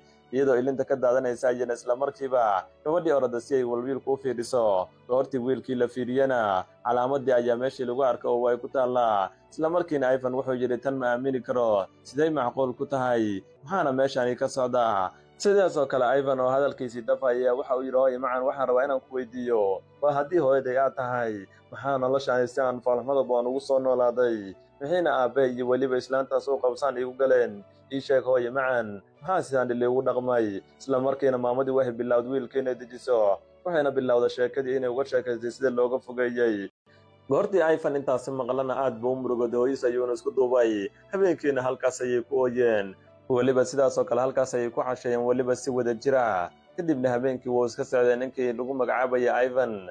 laakiin maamadii ka hor intaysa jeefan waxa ay bilowday wiilkeeda inay soo jeeggarayso, maadaama qolka fadhiga uu jiifay. go'ayayna saartay, kadibna fadhigii kasoo horjeeda ayay fadhiisatay si ay balwiidkeeda u daawato, indhahana ugu qabowsato. habeenkeedina halkaas ayay isagoynaysay. sidaasoo kale waxay xasuustay sargaaladii saadaad iyo weliba siday u garab taagneed maantana guusheeda ay kala qayb gelin oo iyada ay dhimatay subax xigay markii la gaaray rihaana waxay bilowday quraac inuu diyaariso isla markiina wiilkeeda ayaa jikada u soo gala waxa uuna yidhi hooyo macan subax wanaagsan rihaana markay maqashay ereyga hooyo isla markiiba ilin ayaa ka daadatay way aamini weysay isla markiina wiilkeeda ayay isku duubtay waxayna tiri wiilkay waan ku jeclahay subaxiina halkaas ayay ku quraacdeen isla markiina sidaasoo kale waxay wacday ninkii jack saaxiibkiisa ay askariga si arrinkan ula wadaagto kadibna waa uu yimid goortii iskuulka ay soo gaareenna waxay arkeen ninkii jaagay oo la hadlaya haweenay iskuulka wax ka rabtay weliba si adag ugu qaylinaya kadibna waxaa meeshii soo gaaray wiilkii lagu magacaabaya ivan waxa uuna yidhi aabba waan ku salaamay laakiin jack oo aad u cadhaysana ayaa waxa uu yidhi waxaan ku weydiinayaa maxaad halkani ka soo doontay aniga kuma sheegino inaadna iskuulka iga soo booqan madaxa maa ku xanuunaya ivan ayaana wuxuu yidhi aabba macan maxaa kaa qaldan anigu waxaan kuuga mid inaan ku salaame laakiin aabbihi ayaa waxa uu yidhi wari adigu maxaa kaa qaldan horena kuguma sheegino madaxa maal lagaaga jira kadibna wuxuu bilaaba gacanta inuu u qaado dharbaaxshan oo ku dhufto laakiin isla markiiba rihaan ayaa gacanta ka qabanaysa dhinacayena u tuuraysaa kadibna waxa ay leedahay maxaa kaa qaldan cunugayga sidaad ula dhaqantay aabba nooce ayaa tahay wiilkayga sannado badan dartiis ayaan u hoynayay markii haddaan arkana ma waxaad doonaysaa inaad dharbaaxsho ku dhufato wixii hadda ka dambeeyana cunugaadi maahan teeda kale cunugan ivan maahana waa michael isla markiina ninkii jack saaxiibka askariga ayaa meesha soo istaagaya waxa uuna leeyahay weligay ma arkin saaxiib adiga kaa xun maxaad hooyadan iyo weliba wiilkeeda aad u kala fogaysay aabba nooce ayaa tahay weligay isma dhehen saaxiib noocan ayaa yeela doontaa kadibna jack wuxuu bilaabay inuu iska murugooda indhahana hoos u jeediyo isla markiina booliska ayaa waxay bilaabeen ninkii garbaduub inay u xidhaan meeshiina ay ka soo kaxayaan dhankaasi xabsigiina ay u taxaabaan goortii la xidhay ninkii jaag ahay ivan wuxuu bilaabay inuu iskuolkiis ka hor fadhiisto kadibna aad isaga ooyo lintuna ay ka qubato waxa uuna yidhi maxaa aabbahay ka qaldanay muxuuna sidaan igu gala isaga iyo weliba xaaskiisa waxa uuna bilaabay inuu halkaas isaga ooyo ilintuna ay isaga daadato hooyadiis ayaana halkaas hab ku siisay iyo weliba sidaasoo kale walaashiisa maalmo kadibna qoyskii war waxaa soo gaaray kaasoo ah ninkii jaag ah inuu geeriyooda xabsigana uu isku dhex dilay qoyskii markay maqleenna waa ay ku farxeen halkaas ayayna asxaabay qisadeenna ku dhammaatay marka haddaan su-aal u weydiiyey asxaabay maxaad ka barateen aniga waxaan ka bartay sheekadani dulmigu inuusan fiicnayn sababtaa dulmigii loo geystay gabadhaani rihaana ayaa maanta qoyska oo idil burburiyey waana ogtihiin qoyskii jaag waxaa ku dhacay asxaabi waa walaalkiina barqadani leh muuqaalka like saar janaalka subscribe sidaasoo kalena fikirkaada quruxda badan kuwantii nagula wadaag goodbye